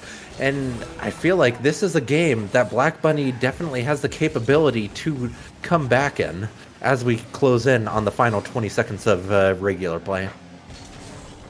Indeed, they will, as Cloud9 just only has a couple seconds. Oh my goodness. Hammer not gonna even give me a second to talk before just absolutely clipping on this Cloud9 team. That is an insane double. Fire, you got any comments on that? I mean, I think it's my job to not give you time to talk. Okay, Hammer, don't take my job like that. But yeah, as we head into the final 10 seconds, this game is just about over, and Cloud9 is gonna just want to pick up some of these missed shots that they had, which gave Black Bunny the win right there. And I mean, Black Bunny really showing up in that game too, showing that they are far from being out of this series, tying it back up 1-1. We're seeing some great plays from a little bit of NA production. Great plays from the entire Black Bunny roster. And it's good to see them firing on all cylinders after looking a little bit more shaky last week. And I mean, I think we're in for a good series here, Airlax. I completely agree. And it looks like that adaptive capability from Black Bunny is still completely alive and well with Fire J Boss on the team. And Fire J Boss in particular actually really showing up so far, really putting a lot of pressure, and just game one was definitely a little bit of a mess in terms of that synergy, but it feels like Vezix and Fire J Boss were really able to just start playing around each other in this game, and of course Hammer doing Hammer things as per usual, but we're gonna have to see if they can keep up that synergy going into this game 3, or if Cloud9 is gonna have to just figure out something that will allow them to get an upper hand once again. If there is any team that's going to be able to come up with a plan to counteract this stellar Black Bunny gaming offense, it is going to be Cloud9 though. They're a very solid roster on their own, and fades! What is that save, my guy? That is absolutely insane. And Cloud9, I mean, are we going to start saying Cloud9 defense rather than Gentle Paws defense? Because dang, that is a fantastic play. Hammer going for a redirect and is able to establish a bit of pressure. Vezix is getting bumped off of that though. Cloud9 responding to the demos of Black Bunny with bumps of their own. Vezix getting a very nice save in rotation. That's what I want to see from him. I feel like that's the biggest area that Vezix can improve on, is just staying in rotation on that defensive half. And it hasn't been night and day quite yet, but we're seeing some great strides in that aspect. So, I mean, Black Bunny looking strong, Cloud9 looking equally as strong. We're in for a good matchup. Indeed we are. As a minute already passed on the clock, still 0-0 in this game 3. Hammer trying to put this one around. Fade not getting the great touch here. He's going to put Factual in a really awkward position, but is just going to get bailed out by Fade there. Now Voltac getting a demo here. He's going to try and put it over Vezix, but just isn't quite able to. And Fire J Boss with a massive pinch over to the other side. We're seeing a lot of back and forth play, specifically on this left side here. But Hammer going to try and put it around, just isn't quite able to. Now Fade almost getting the touch there. Voltac going to be there for the finish. And Voltac going to put in the first one in this game 3 for Cloud9. Yeah, and Fire just getting a little bit awkward there. Vezix sees he's low on boost and tries to get up for the 50, but he just backflips, which is just a little bit unfortunate. Maybe a bit of panic setting in there. But I'm sure if there is any team that's going to be able to regain from that, it's going to be Black Bunny, as they immediately strike one on net. But that's a fantastic save by Voltac. The demo ringing out to Fade. Oh my goodness, this Cloud9 team is showing up in huge ways. That is an absolutely insane play. Just Voltac just getting that massive save, and then Fade just able to just completely turn it around. Getting that demo on Vezix and then just popping it over Hammer in the goal. Just an absolutely glorious play overall. And Cloud9 clearly have come to play. Black Bunny Gaming just gonna have to try and figure out just how to answer that. As Hammer gonna get a good touch here, keeping it away from their goal, gets a great clear out. Fade has to put this one off the backboard for Voltac to just clear out. Over to the side, Vezix almost getting a double once again. And Hammer starting to put on a lot of pressure. Fire J Boss gonna try and catch this one. A bit of a double commit from Fire J Boss, and Vezix still having just a little bit of that missing synergy. We're gonna have to see if they can figure that out, as a really unfortunate touch there comes out from Fade, nearly an own goal. Voltac gonna have to put that one off to the side. And coming up on 2 minutes left, 2-0 for Cloud9. Black Bunny Gaming is desperately gonna have to try and find a goal here. I mean, I'm seeing kind of a little bit of a repeating pattern, and I think it might be a little bit of insight on how Cloud9 is responding to this Black Bunny team. And Black Bunny just looks a little bit boost starved at times. They have a healthy amount of boost right now, and you see they're going to be able to get a good passing play, but unable to capitalize on it. And it seems like Black Bunny is cashing in a lot of their boost in the midfield as Physics comes in, striking a goal home from a tough angle right there. Amazing to see, just outspeeding the entire Cloud9 defense, and that's the type of play that Vezix brings to the table on that offensive side of the ball, and he's showing tons of goals in this series, which is always a good thing to see. Indeed it is. And with a minute 30 left, Black Bunny Gaming has breathed some life back into this game. But Cloud9 looking to take it away, as that one's just going to go right off the post. Hammer having to put that one off the corner there. Fire J-Boss with the clear. Voltac going to try and get a good touch, but it's just going to go off to the side. Isn't quite able to follow it well. Now Hammer following a touch of his own. Factual going to have to clear this one out with a massive pinch as well. Vezix going to get this one past two, but Voltac going to be there off the corner. Fire J-Boss faking it for Hammer. And that one's just going to slot right in the top corner, and Black Bunny Gaming is back in this game. I mean, Fire J just looping himself around that ball, and I think he absolutely faked out the entire Cloud9 roster, while Hammer just sneaks up from behind that ball and just puts an absolutely huge shot on net. But I mean, they're playing against Voltac, and Voltac is not going to stand for that. So beautiful 50 there by Voltac, and then having the sense to just stay on that ball to ensure it ends up in the net. Very well played by Cloud9. Indeed it is. And that is a very, very crucial goal as well, because it takes all the momentum that Black Bunny Gaming has built up and just puts it right back in favor of Cloud9.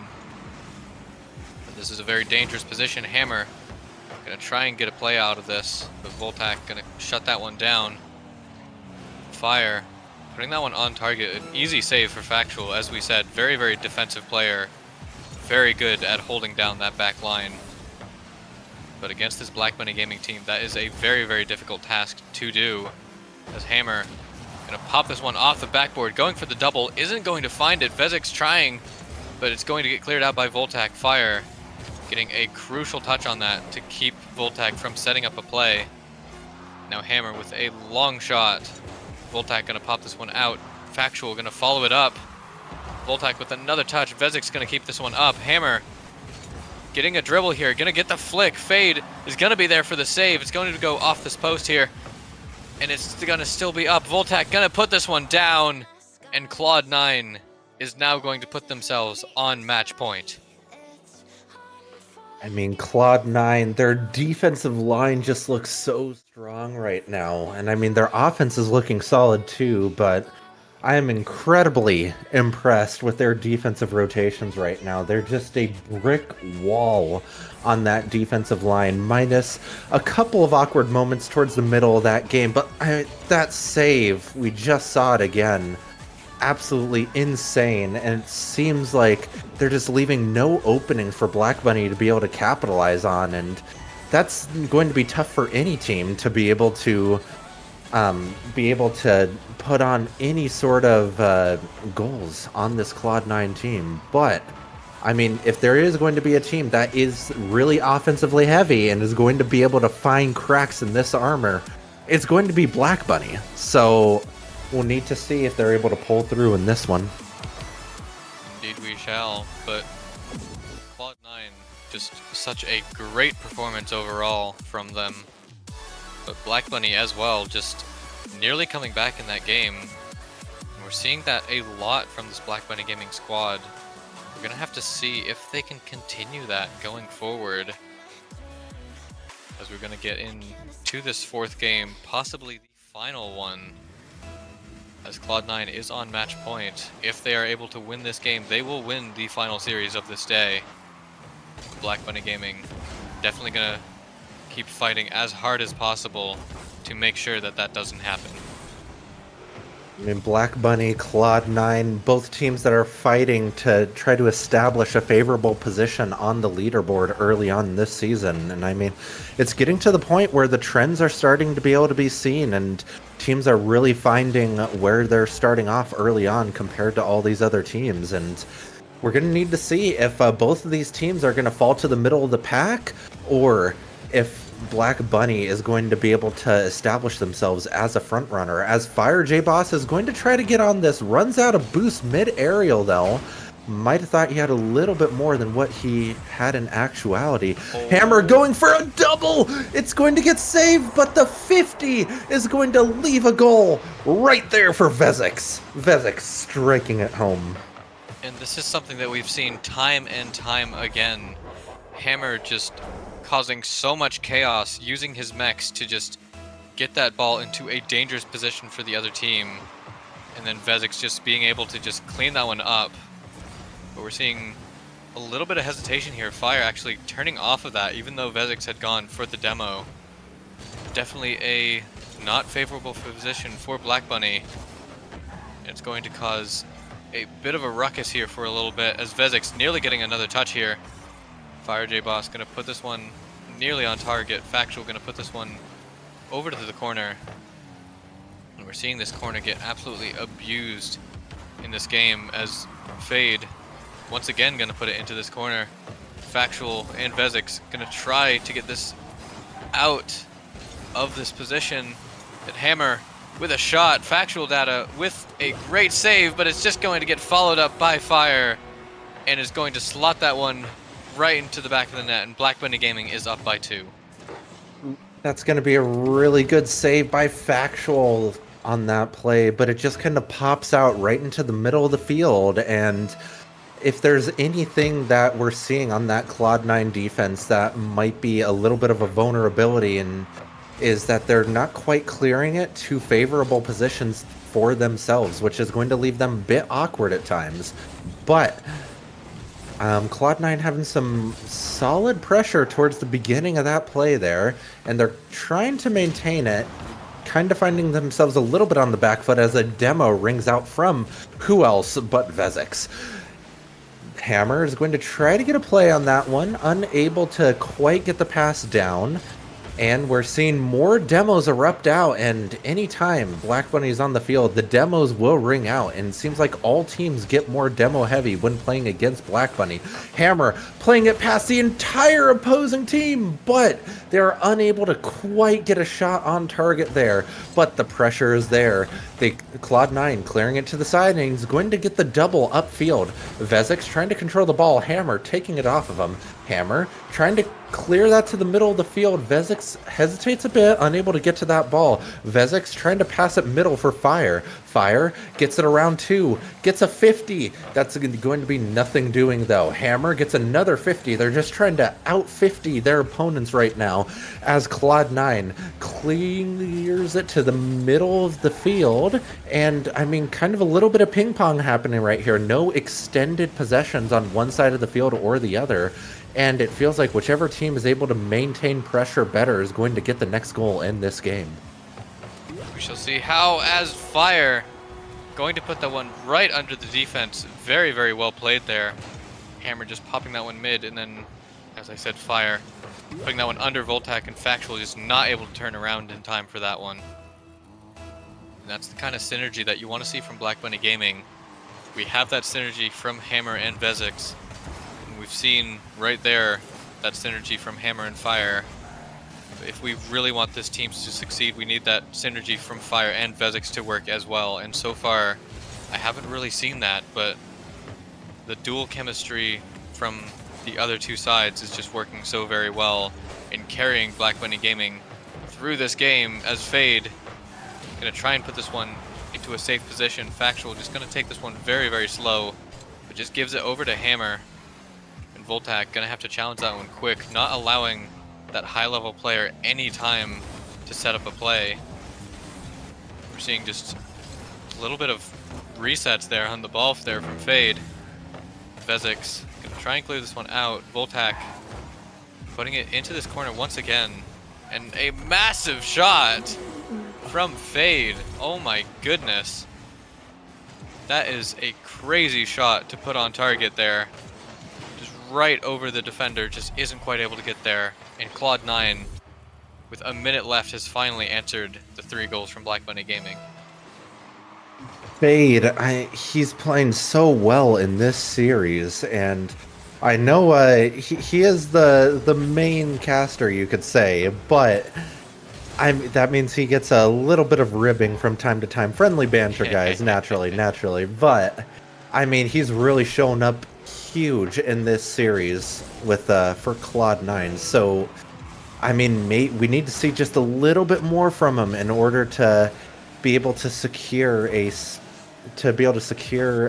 competitive game here. As it gets down to the wire, they're gonna need a goal right here, but the big clear comes out from Black Bunny, and now they're going to be scrambling just to try to keep this series score even, but that's not going to be the case, as Hammer is allowed to do Hammer things with a fantastic catch on the wall, going into a reset, and then just putting that home. Great mechanical play.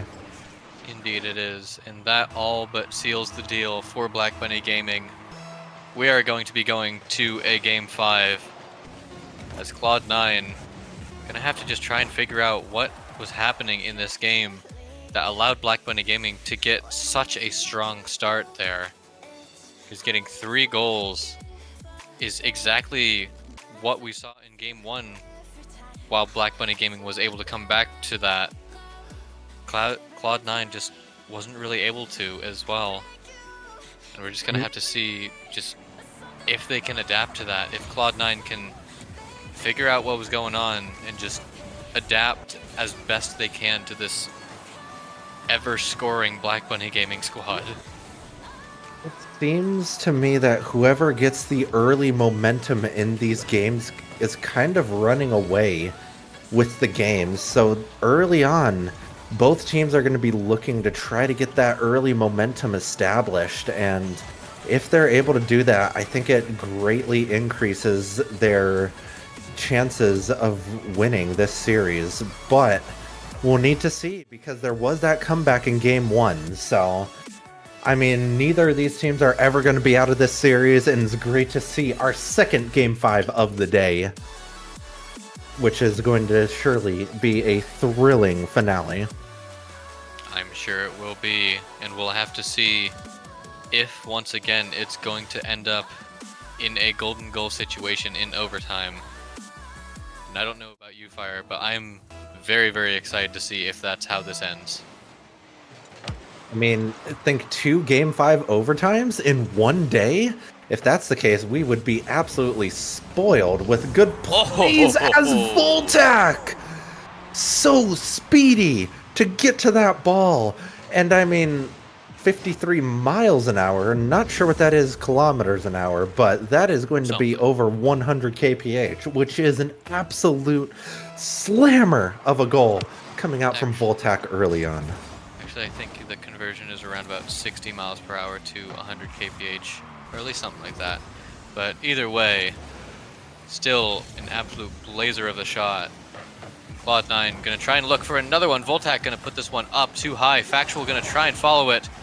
And we're seeing just so much pressure on this net, as there's so many misses. Hammer finally getting a bit of breathing room to put that one away, but it's just gonna put right back into the middle from Factual. Fade trying for the shot. Vezic's gonna put it over to the corner. Voltac putting it mid. Hammer going to be there to finally get that one out of that danger zone for Black Bunny Gaming. And it is honestly a miracle that they didn't get scored on there. There was so much pressure happening. It looks like we're gonna get a bit more here, as Hammer gonna just clear this one away to the other side. Voltac gonna try and put this one out from their side, and that one's going to be a massive shot. And Fire could not get back to that, and Voltac putting in the second one for Claude9. Yeah, that's a perfect counterattack right there, just sneaking it by, getting there just in time to fire J-Boss. But I am seeing a lot of behind-the-scenes work from Factual right there, staying back when he needs to stay back, getting bumps whenever he can. It's a great thing to see that Factual is just fitting in so well with these rotations as we see Cloud9 get the early momentum. Factual trying to pass it mid, a bit hard on the pass though, and that's going to give Hammer the chance to get a good play over the top of the entire Cloud9 roster, forcing Fade to get a pinch save out to the outside. Fire J Boss is going to receive the pass and put that one home. Black Bunny not out of this game yet. Beautiful pass from Hammer down to Fire J to put that one home. Indeed, indeed. That was a very, very good play overall. Black Bunny Gaming once again has answered these goals from Cloud9. We're going to have to see if they can adapt fast enough to get another goal within the next 3 minutes. It's looking like Cloud9 starting to become a little hesitant here. Possibly realizing that they are in a Game 5 against a very, very formidable squad. But Fade gonna try and put this one mid. Factual puts it under Hammer, and Cloud9 going to increase that goal lead once again, right back up to 2.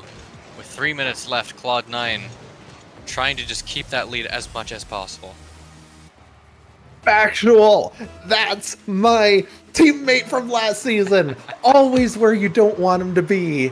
Always just in the exact right position to put home those goals. And it's just so hard to play against him because you know he's always going to be in the perfect spot. And we love to see that from Factual, already playing his role on this Cloud9 roster.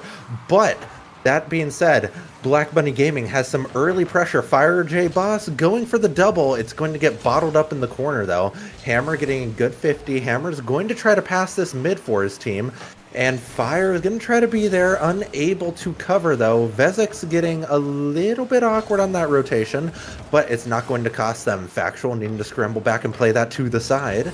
Factual gonna go up for the aerial here, is able to beat Hammer to it. Vezek's playing it right back to Factual, which is going to bounce down to Voltac. Fired there for the save though.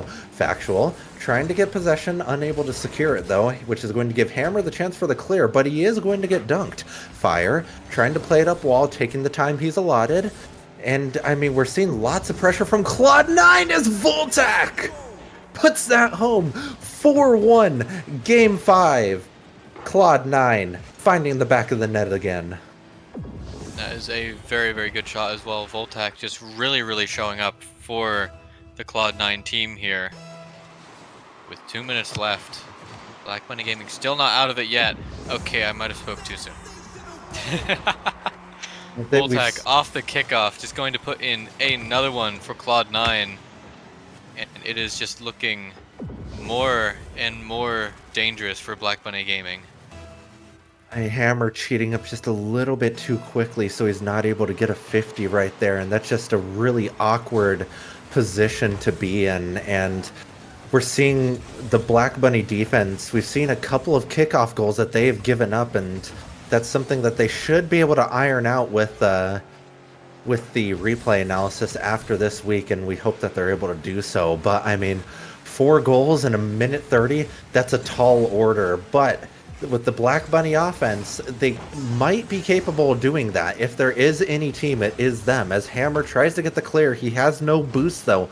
Hammer's gonna need to hold on to boost really well if they want to get back in this. Factual getting a crucial bump, denying Hammer the chance to get it, but Fire is going to convert on a counterattack play. 1:10 left. Black Bunny down by 3, but trying to get themselves back in this game. And there is still most definitely a chance here. Because we're around the point where you just need 1 goal every 20 seconds. And while that is difficult, especially in 3s, it is far from impossible. We're going to have to try and see if this Black Bunny Gaming squad can find that synergy that they need to make sure they can stay in this game. But Cloud9 putting on so much pressure here, just keeping possession of the ball, keeping it away from the Black Bunny Gaming squad. So that one's nearly going to roll in. Hammer gets a save over to the side. The demo in favor of both teams. A great bump, but Fire just not close enough there, not trusting Vezek's in getting that bump. And knowing Vezek's, you definitely should be trusting that he will get that bump. 30 seconds on the clock. Cloud9 nearly getting scored on, but Factual with a great save, and that's just going to turn all the way over right to the other side of the net, and Cloud9 once again just showing off on defense. This is absolutely insane to watch. I mean, they needed to try something different. They needed to throw their entire team at that ball to try to score right there to stay in this game, and it just doesn't quite work out for them. And I mean, this game, 10 seconds left, 4 goals. Is as strong as Black Bunny's offense is, I don't think that's quite possible as the clock runs down. We'll see if they can take one for the road. Cloud9 putting yet another one of them in. And I mean, Voltac has really put on a show in this match. I think I saw for a moment there almost 900 points, 6 goals in that game. And I mean, you can't ask for anything more from him, as Cloud9 is going to take a commanding win in the last game of that series. Well played to Cloud9. No shame to Black Bunny, though. They played well that series. Good games all around. Yeah, that was just such a good series overall, but Cloud9 with that last game just absolutely dominating over Black Bunny Gaming, just showing that they definitely deserve that win. And Fade, congratulations. Thank you very much. It felt really good to finally be able to take Hammer down for the first time in my life. Definitely something that I was hoping to do. I came into the match a little bit skeptical of our chances, but honestly, big shout out to Voltic and Factual. They really held it down. Factual with their backline defense in some very crucial moments. And what can I say about that game 5? Voltic 6 goals. Like, he kind of carried during that game, and I love to see it. Definitely have to shout out Factual with that bump off of the first goal on Hammer to start that scoring. That was absolutely crucial, and it was just so well placed. I was just so happy at the end of that game. Well, GG's all around. That was a thriller of a series. A little bit lopsided in that last game, but that's partially because towards the end it looked like Black Bunny might have been getting a bit desperate to try to put one home. So well played to Cloud9. Black Bunny is not going to be hanging their heads about that one. That was still a really solid performance by them, and I'm sure they're going to be bouncing back from that next week. So well played to both teams, and we saw quite 2 game 5s, which I think is the first time this season that has happened, isn't it? Yes, it is. It is indeed. As we keep saying, these teams keep getting closer and closer as each week goes on, and I would be surprised if we don't see some more game 5s this week. Honestly, we've got such a amazing lineup for the rest of the week. But before we talk about that lineup, how about we go ahead and show off the leaderboard real quick at the end of the day? And obviously, don't look too far to the side at those up and down arrows, because those are probably wrong. But the leaderboard, as of right now, is this. Once again, the arrows denoting if a team went up and down. Not necessarily right, but FoxClan moving all the way up to second place with that win that they took today. And X3 Tactics still up top, obviously. Black Bunny Gaming moving down to 7th. And Protogen down in 11th now. Cloud9 stays at 8th. Some of these guys stay the same. LumiMawcity finally cracking that top 6 as well. So we're seeing some really good ones, but we still have 3 more matches tomorrow to determine where the rest of these teams will be sitting at the end of week number 4. And I'm so excited to see who that's going to be. As we do see the schedule for this week, we still have Persian 1 versus Gentle Paws tomorrow, along with Aloptic versus X3 Tactics and BDS versus Dignapause. So, guys, one day done, another day to be had. What matches are you looking excited for tomorrow?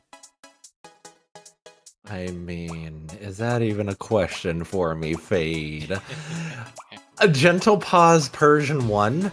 I mean, naturally, that's where I'm going to be, and I'm not going to give too much away here, but Gentle Pause, we have some secret strats that are going to be absolutely unleashed tomorrow, and I'm looking forward to seeing if it works out. But other than that one, I'm kind of looking forward, oddly enough, to the BDS Dignipause game, because we have our Week 3 MVP Sylvie facing off against the stellar new free agent of Reverb, who I suspect is going to be playing tomorrow. Because if he isn't, that would be absolute insanity from BDS. So, I mean, I want to see that matchup, and I'm excited for it.